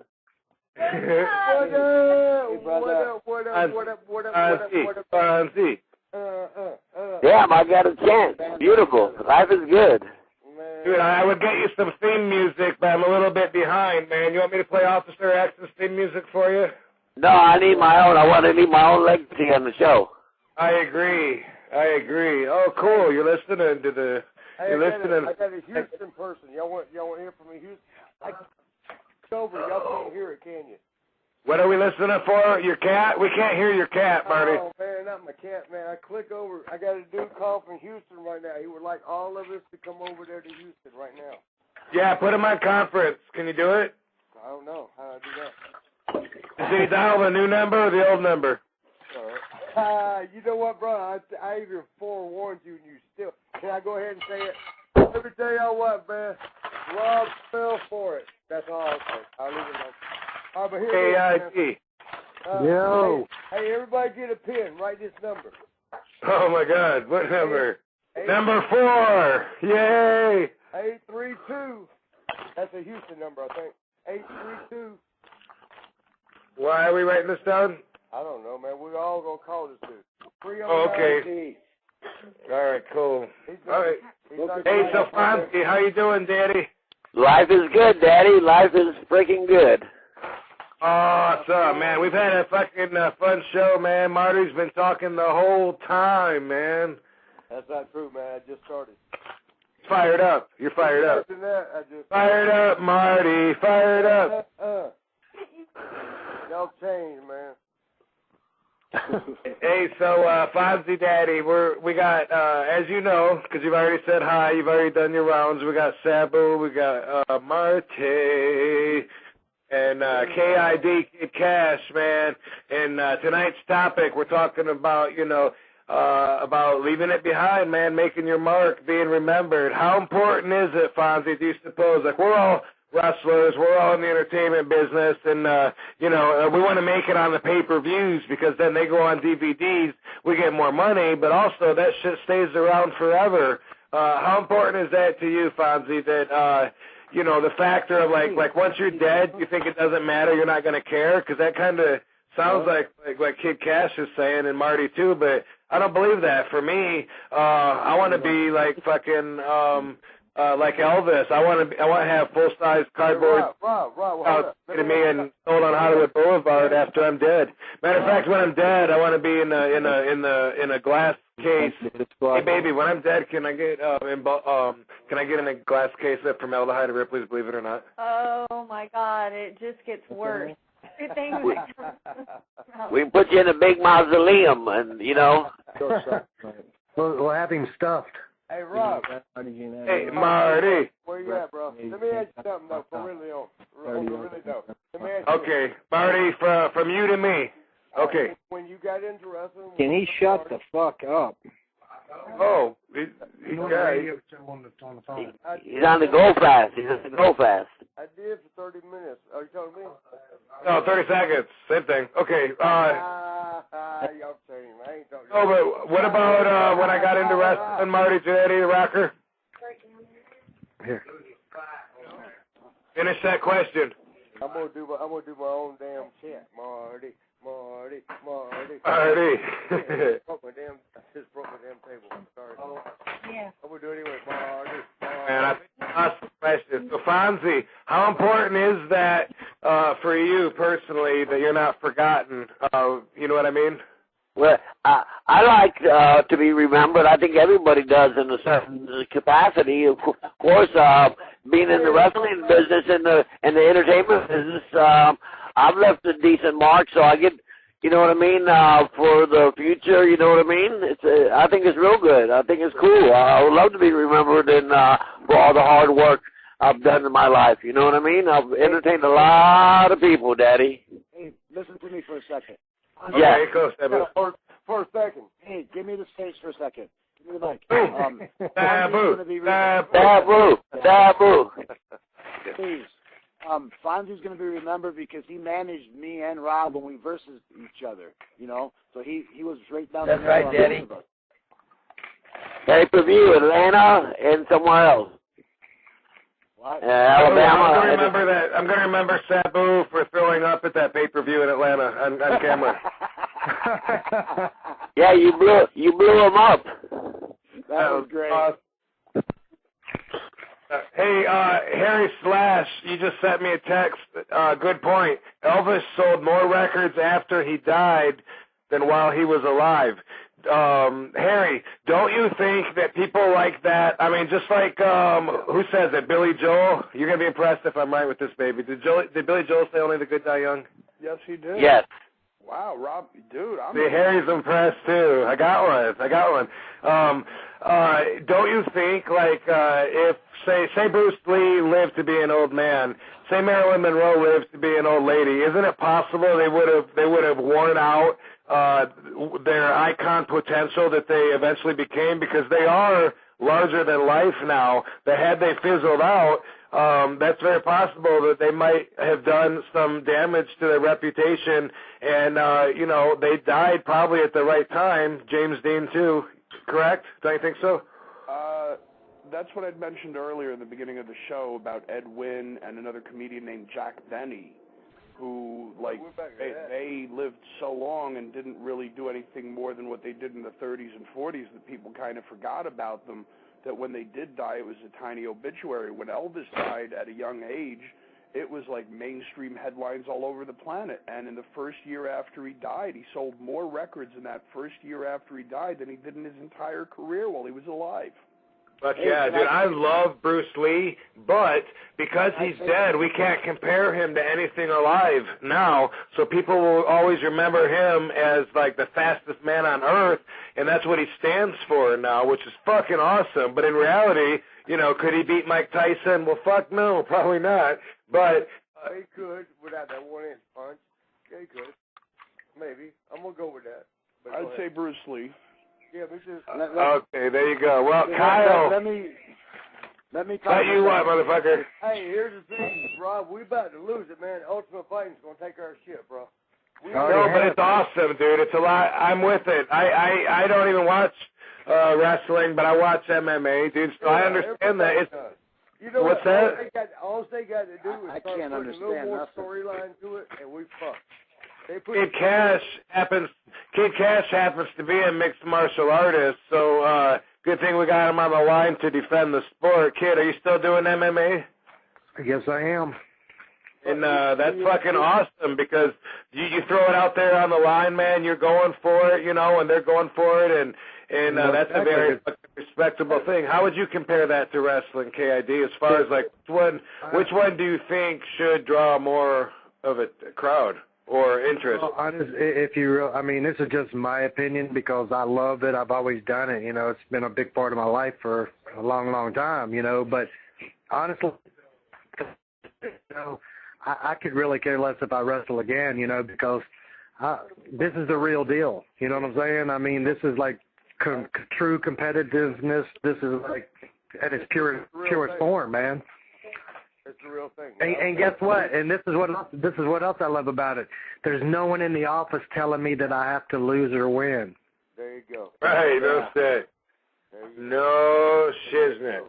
She's fucking Friday. Dude, that sounds good. All right. Hey, I'm going to go to Kyle from Indiana on the line. Kyle, you are... Jason Maples.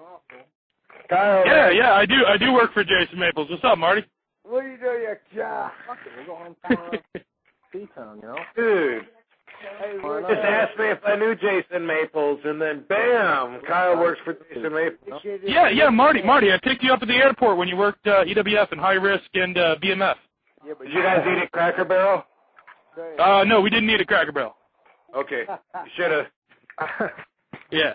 Hey, man, y'all stop this shit or I'll get Sean on y'all. Hey, Cracker Barrel box, man. Is he there under your bed? Under your covers? God, bro, come on. Hey, so Kyle, yeah, man, besides Marty, we got Sabu, we got Fonzie, we got the notorious KID, Kid Cash, and the Van Daminators, man. We're having a fucking party. Not to mention our legal officer, Officer X. So if you need any law advice, I'll tell you exactly where to draw the line. Hey, what's up, man? How you guys doing tonight? What's up, bro? Good. No, I'm just chilling. I don't think I played that. Okay. No, yeah, I was just listening to you guys earlier, and you were talking about the whole wrestling thing and leaving the impression behind, man. Yep. And I was just thinking, man, like one of the ways too, like, cause calling myself a wrestler around you guys is fucking bullshit. But I've been working for about a year now. Real small time shit. Everything that guy just says is bullshit. Thank you. Yeah. Dude. But no, I'm just thinking, man, like one of the ways that like you leave an impression behind though is like the people that like you turn on to wrestling, and even cooler is the people that like become wrestlers because of you guys. And I'm sure with you guys that a lot of people have, like Sabu, I know you probably got in because your uncle. But you hear stories about like No. You just discredited him. He's fucking great. I mean, a lot of people got fucking kids and shit. Like Michael Jordan's kid just quit basketball. I mean, that don't make it automatic just because your daddy did something. No, man, you can't discredit me. Wait a minute. Wait. Oh no, I'm not saying he broke in because of him. I'm just saying he wanted to be a wrestler. I'm whipping somebody here. I'm sorry. He had a big deal to do with it. Yes, I would agree. Yeah. So like and you hear stories like Foley and Dreamer and all those guys who were at the Don Morocco Jimmy Snuka thing. Tommy. Hey, Tommy didn't even know Sabu's uncle. No. I'm talking about I was saying like Foley and Dreamer and I think was it Devon was at the fucking Don Morocco Jimmy Snuka match. Do you know Jason Naples? I got a gun. Jason Naples? I can't understand nothing. Oh, Hello? Hey, Hello. Kyle. So, we're just joking. Bam. So, you're a wrestler, and you have a comment about leaving an impression behind, and Sabu probably had the idea sparked because his uncle was a wrestler, and you're saying that you were inspired because you watched Rob Van Dam and said, fuck, that dude is cool. I want to be like him. Yeah, well, No, I just think that'd be the coolest thing, I'm not going anywhere, dude. Like, I sit around and eat burritos all day, so, I'm not going to the Fed or anything, but, it'd be really cool. Like, the biggest success I can see as a wrestler. Do the right thing. Yeah. Well, because, you know what? If you got into the business because of Rob Van Dam and Sabu and other people like that, then you would know you can't sit on the couch eating potato chips, and you should only want to get in the business to be the number one in the whole entire sport. But I will say I've had probably 8 burritos in the last 4 days. The flying burrito. Not bad for the flying burrito. Right, so Kyle, so you not being someone that's on a pay-per-view seen by 100 fucking different countries, how important is it for you to leave an impression on the world? Is it just your family? Is it fine, like once you're dead, you don't give a shit? Or would it be nice if you left something for people to remember you by for a long, long time? Is that a factor that someone like you thinks about? Well, like, I talk to people around Indiana, right? And like, a lot of people, like, especially older people around here, when I talk to them about the wrestling thing, they're always talking about Bruiser and guys like that. And they tend to talk about going to the matches as kids, and a lot of the guys that they talk about, they don't even remember their names. They just like remember things that they saw, and they remember that like into their 60s and 70s. So I figure like if I can give like one person that, then like maybe after I die, that ain't so bad. Fucking ass up, and nobody's really getting a word edgewise. Right. Hey. Do you hear that? Who was saying that? Yeah. That's right, Daddy. You got it, bro. Officer X, if you got something you want to share with the whole class.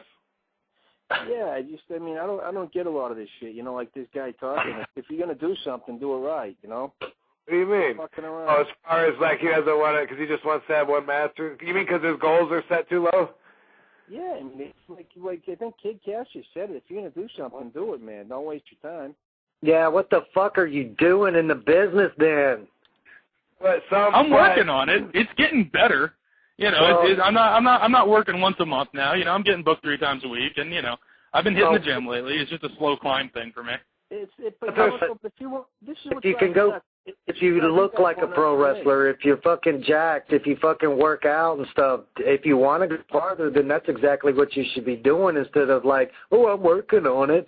I mean, dude, you think we were just working on it? I mean, we were out there busting our asses and staying in the gym, and look how old Rob is. Still looks good. Hey, man, what's that supposed to... And hey, Kid Cash, I've been watching you since I was this high, man. Black and white TV. This high. You ride this ride. Not much to discuss or anything, man. I'm just saying, I mean, you called into the show and everything to be a part of the conversation, and you're saying that you've been a wrestler, and well, maybe not me, but they inspired you to wrestle. Part of inspiration is to being completely almost like them, but in a different way, There are no more Mick Foleys in the business. If you watch WWE, TNA, and any of them, everybody looks like athletes, And what kind of pisses me off is all these new wrestlers coming up to me, and they're asking me what they need to do, and I look right down at them. I'm like, lose about 50 fucking pounds. I mean, if you look like a wrestler, you're going to be one. If you look like a superstar, you're going to be a superstar. And that could be the difference in somebody being in the crowd one night, or you sending a video to the right place at the right time and somebody picking you up. It all could go down to just your look, Yeah. Yeah, it's definitely. But definitely there's some things in life that you're not going to be absolutely the best at, but that are cool to do once, like say, hey, I want to parachute dive once, or I want to make a movie once, or I want to get on stage and do comedy once. I mean, some people could get into something to do it once, without having the passion and commitment to spend their whole life, getting as far as possible, right? Is that wrong? Yeah. Well, that was kind of my attitude when I first got in. Like, I just wanted to like wrestle once and say like, hey, I did it. But since I've been doing it, man, like I've been doing it for about a year now, and like since then my goals have been getting bigger because I've been achieving things that I didn't think I was going to. So that definitely adds a lot to it. Like what? What about outside of wrestling? Is it like, like let's say you got hit by a car tonight, bam, and you were dead. Is it cool with you if people read your obituary and then they just move on? Or is there some kind of value in thinking that they might, like, talk about you still and miss you? Well, yeah, that'd be great. I think everybody would like that, if you're Elvis or Tupac after you die. Marty, he says when he's dead, fuck it don't matter. Yeah. Well, I mean, like to me, it matters like to who who was in your life, like who actually knew you. Because like my best friends and like my family, they're gonna remember me a lot longer. And honestly, I give a shit about them a lot more than I care about anybody else. Like who the fuck cares who's reading my obituary? You just got like all quiet, and I'm scrolling through the switchboard here, and I just realized that we lost Marty. No. Oh man, that sucks. We got quiet. Maybe he got laryngitis. Maybe his jaw fell off, like you were saying. He's fired up. But you know what, KID, weren't you also saying, you're dead, so what's the fucking matter? You want to be missed, right? No, it's not necessarily. I'm just saying, I mean, while I'm here, okay, and realize, I'm not dead, of course. I mean, it would be cool if when I die that people do remember me as a great wrestler. I mean, I don't think anybody wouldn't want to think that way, you know what I'm saying? But in the end, when it all boils down to is if they do, that's going to be really fucking awesome. But if they don't, I'll be dead and it really won't fucking matter, But there will always be Wikipedia and the internet, for at least hopefully the next couple of 100 years anyway.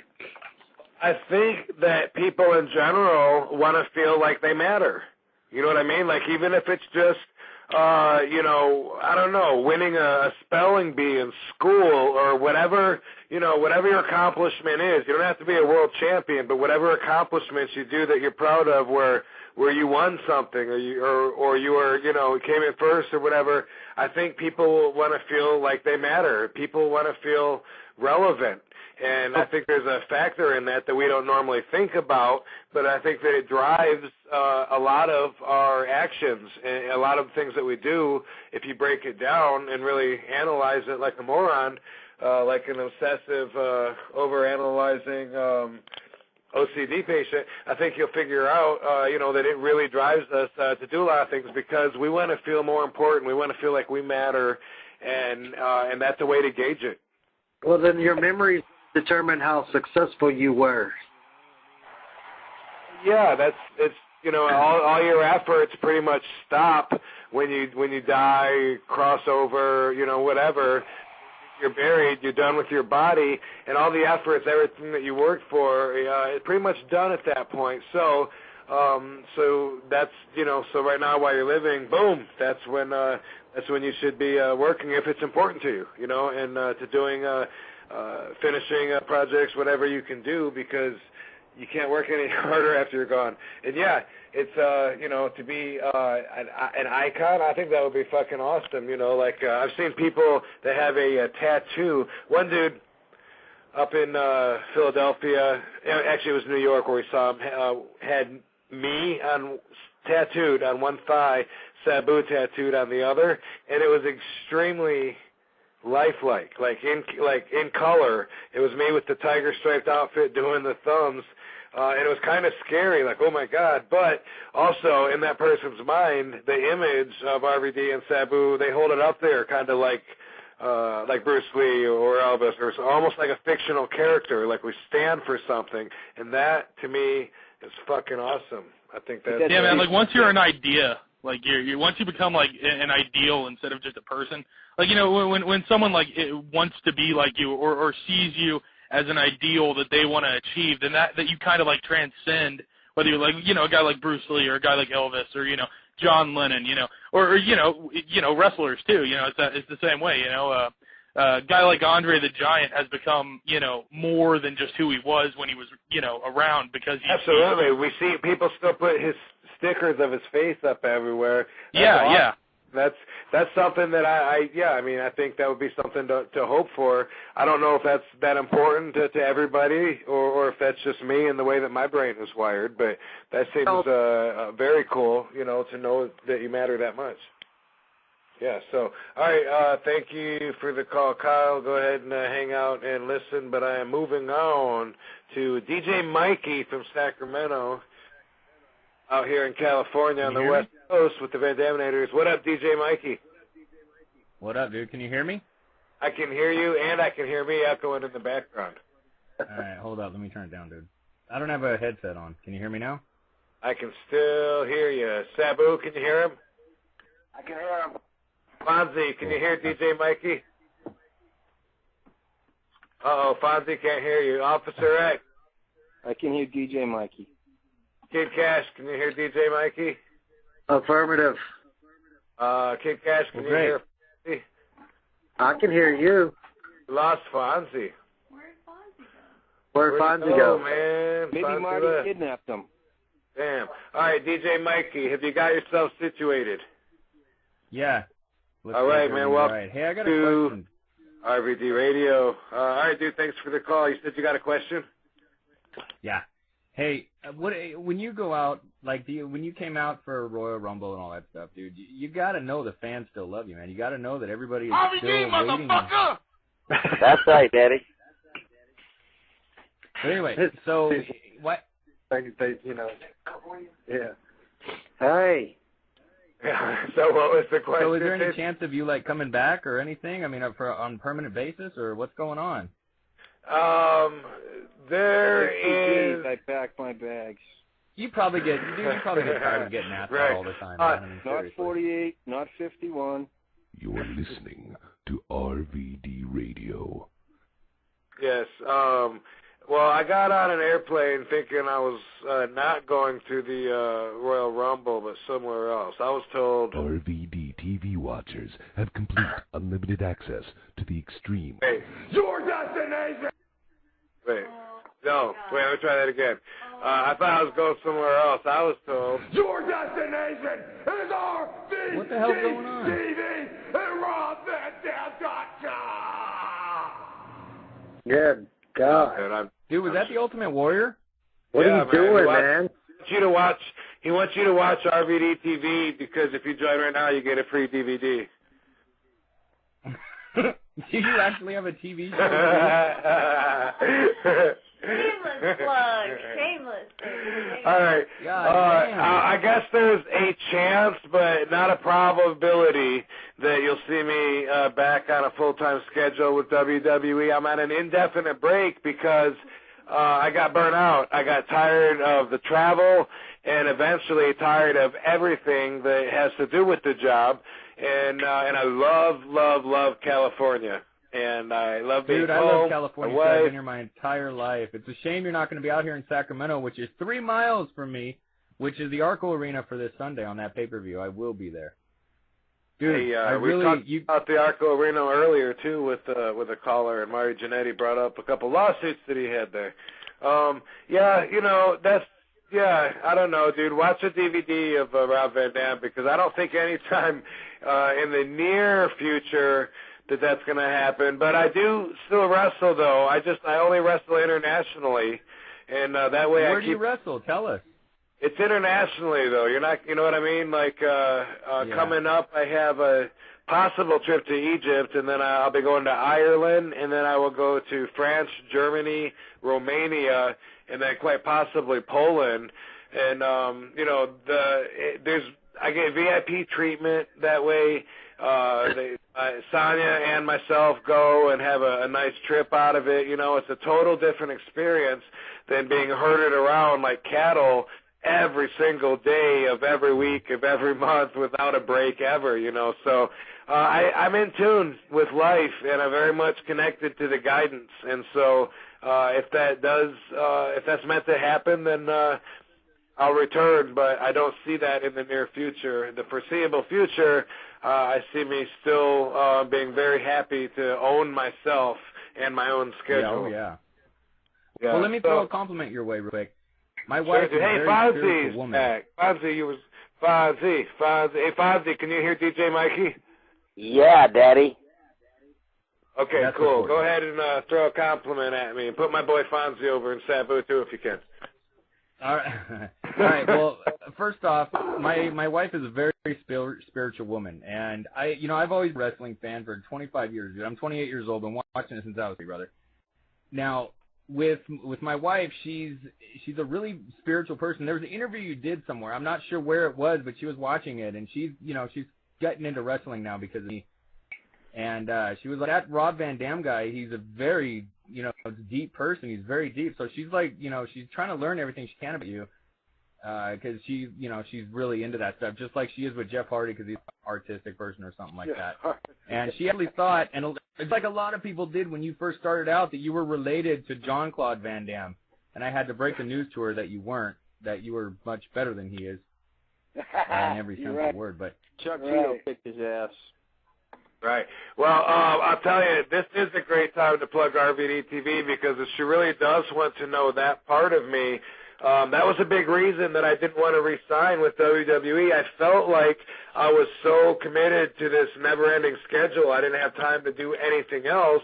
And I wanted to explore life and explore myself more, get in touch with how I really feel about shit. Like right now, like this topic that we're discussing, this is a big part of what I do now, and I couldn't do it in WWE because it's all about getting to the airport and then flying to the town and renting a car and then driving to the next town and getting a hotel and trying to go to the gym. And it's every day you do that for a 5, 10, maybe 15-minute match. You really don't have time to do anything else. At least that's how I felt. And so like RVD TV, it's a project out of passion. And I got, it's people that watch it, that say, wow, I never knew that side of you. I appreciate that. That means I accomplished one of my goals because, I like to think. I've been called a philosopher, motivator, inspirational, positive energy. Right. all that. It's like, my character on RVD, on WWE rather, I've got no control over that. I really don't. It's just a guy that does flips, that reads some shitty dialogue from people that don't understand them, that write them. So I needed to break away. Check it out. Tell her to look at my website, robvandam.com, because that's the real me. I spend a lot of time on that. That's connected to my fans. So robvandam.com. I will do that. We really want to do that. And also, I want to ask Fonzie something really quick. Go ahead, Daddy. At WrestleMania 9, you really didn't notice there were 2 doinks? I mean, that's right, Daddy. That's hilarious. It was obvious. We knew. Everybody knew, but you didn't see it. That's all right, though. We forgave you. That's right, Daddy. Hey, it's hard to be me, Daddy, sometimes. It's a shame. It's a shame I didn't get to talk to Marty. He's a really good guy. I don't know why he likes to talk a lot, but he's a really good guy. And it's a shame I didn't get to talk to him. I guess I'll just have to settle for MySpace. Rob, I added you on MySpace. Do you have a MySpace, Sabu and Fonzie there? You don't want to talk to me? Kid Cash is still on the line with us too, by the way. And Kid Cash, dude. Why are you growing your hair back DJ out? Mikey KID. What? You growing your hair back I do out? got a MySpace. I do not do the MySpace thing. There's too many weird motherfuckers out there, and no, I'm not growing my hair back because it's too much fucking trouble, and I like it short. Now I wear a mohawk. Do you really are you sporting a mohawk, kid? I have a mohawk, yes. Wow, dude. What are you weighing, Daddy? Well, got tons of tattoos now. What are you weighing right now? About 190, somewhere around there. Dude, next time I see you, I'm going to kick your ass MMA style. Okay. Oh, so are you going to do that UFC thing or what, man? I mean, what's going on with that? UFC, you're into MMA now. I don't know much about MMA. Well, but it's what I got an agent and everything. We're working on things, talking to people from like the WEC. I'm a welterweight. I fight at like 170 to 175, so. Yeah, I think that I am too big and too tough to sell anything that you got. What do you think? So we're talking with other people like over in Europe. There's like a lot of professional MMA groups around the world. I'm actually kind of like doing it like I was with wrestling. If you don't go to WWE and ECW and all these other companies and win titles and make your name big with action figures and all that other shit and not get paid to fight for real, so that's what we're working on. I get actual payouts for my fights instead of a trophy, so. And now, okay, have you had any matches yet? I mean, have you had anything to throw your name in the hat, say, look, I whooped this dude's ass? Yeah, well, I've had 8 since I left WWE. Damn, are you serious? Oh, damn, yes I am. Yeah, I don't know my shit with MMA. I'm sorry. I apologize for that. KID. What about? KID. What about? Okay, because now a lot of wrestlers are moving from wrestling to MMA. What is that like in your opinion? I'm curious to know what that's like in your opinion. I don't know. Honestly, there's not a lot of wrestlers moving to the MMA like me, Brock Lesnar, I think Bobby Lashley. Dude, you'd be surprised how many wrestlers in the world are just that, professional wrestlers. You know what I'm saying? Mm-hmm. There's a very few like Rob Van Dam and the Sabus and the Kid Cashes and that are like not just wrestlers. I mean, dude, if you want to roll, we'll fucking roll. I mean, it's not nothing we're ashamed of. I mean, so, and plus I like it. I mean, I've done it since I was a kid, so, I mean, I've always loved rough wrestling, even whenever I was in the ring. People got mad because I was a little stiff, so, but, not as stiff as Rob Van Dam, but, hey, man. You're always, but you get discomfort in knowing that you can always back it up, when you're on the spot, and that's fucking and I mean, there was never anybody in any dressing room that I would have ever been worried came down to it. So even in WWE, I mean, I wasn't worried if anybody got mad at me and wanted to fight. I was always, like, okay, let's do it, man. Shit. It's hey, not, the only guy I'd be wary of is Booker T. Oh, well, yeah, but you know what? The way I look at it, I'm like old school Street Fighter too. I mean, there's a brick with your name on it. You know, so I loved it. I loved it one day when I saw Chavo Guerrero back in Big Showdown. He was like, "Come on, motherfucker, you want some man?" And it was just like, dude, people wouldn't believe that if you wrote it. But in real life, it's about the spirit, you know. And it's like, you know, if you're gonna fight, that means you're gonna put what you got on the table and fucking see what the outcome is. You're willing, you know. That's what fighting is. And it was awesome because the Chavo, you know, looked like a little lion and a big elephant in Big Show, and he's like, Chavo, chill. He's like, fuck you, motherfucker. You don't treat people like that. Awesome. All right, so hey, thanks for the call, DJ Mikey. He did interviews, man. He must have his own show. He was jamming. It's that time again, everybody. It's the end of the shizzo. So, Kid Cash, you got anything you want to plug? Nope. Awesome. Well, thanks for calling in, dude, and thanks to Marty Jannetty, Officer X. Thanks for calling in, Sabu. Fun, as always. Billy B from Mississippi, we didn't get to you. You know what? I'll let you on to tell Sonya to say goodbye. Bye, baby. Oh, wait. Billy B. Say goodbye. Billy B, tell Sonya, say goodbye, baby.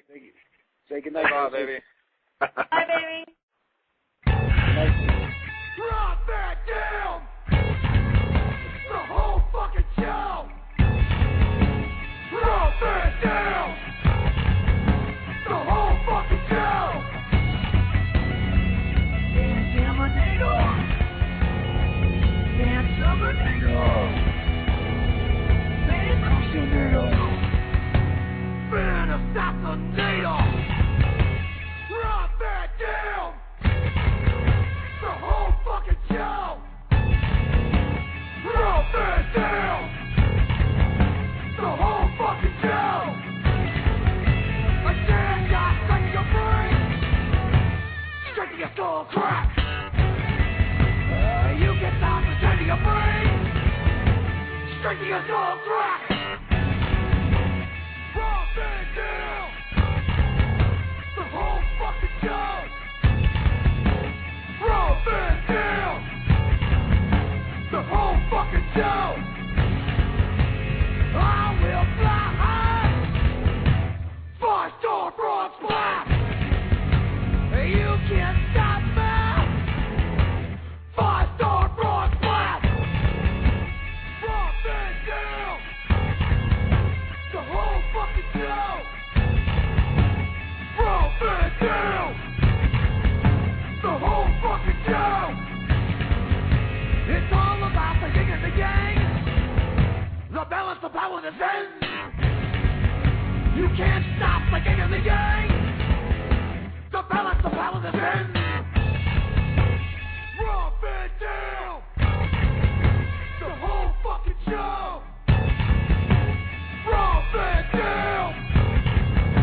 The whole fucking show! I will levitate! Flip, kick you in the yam! I will decimate! You can prepare for! Drop it down! The whole fucking show! Drop it down! The whole fucking show!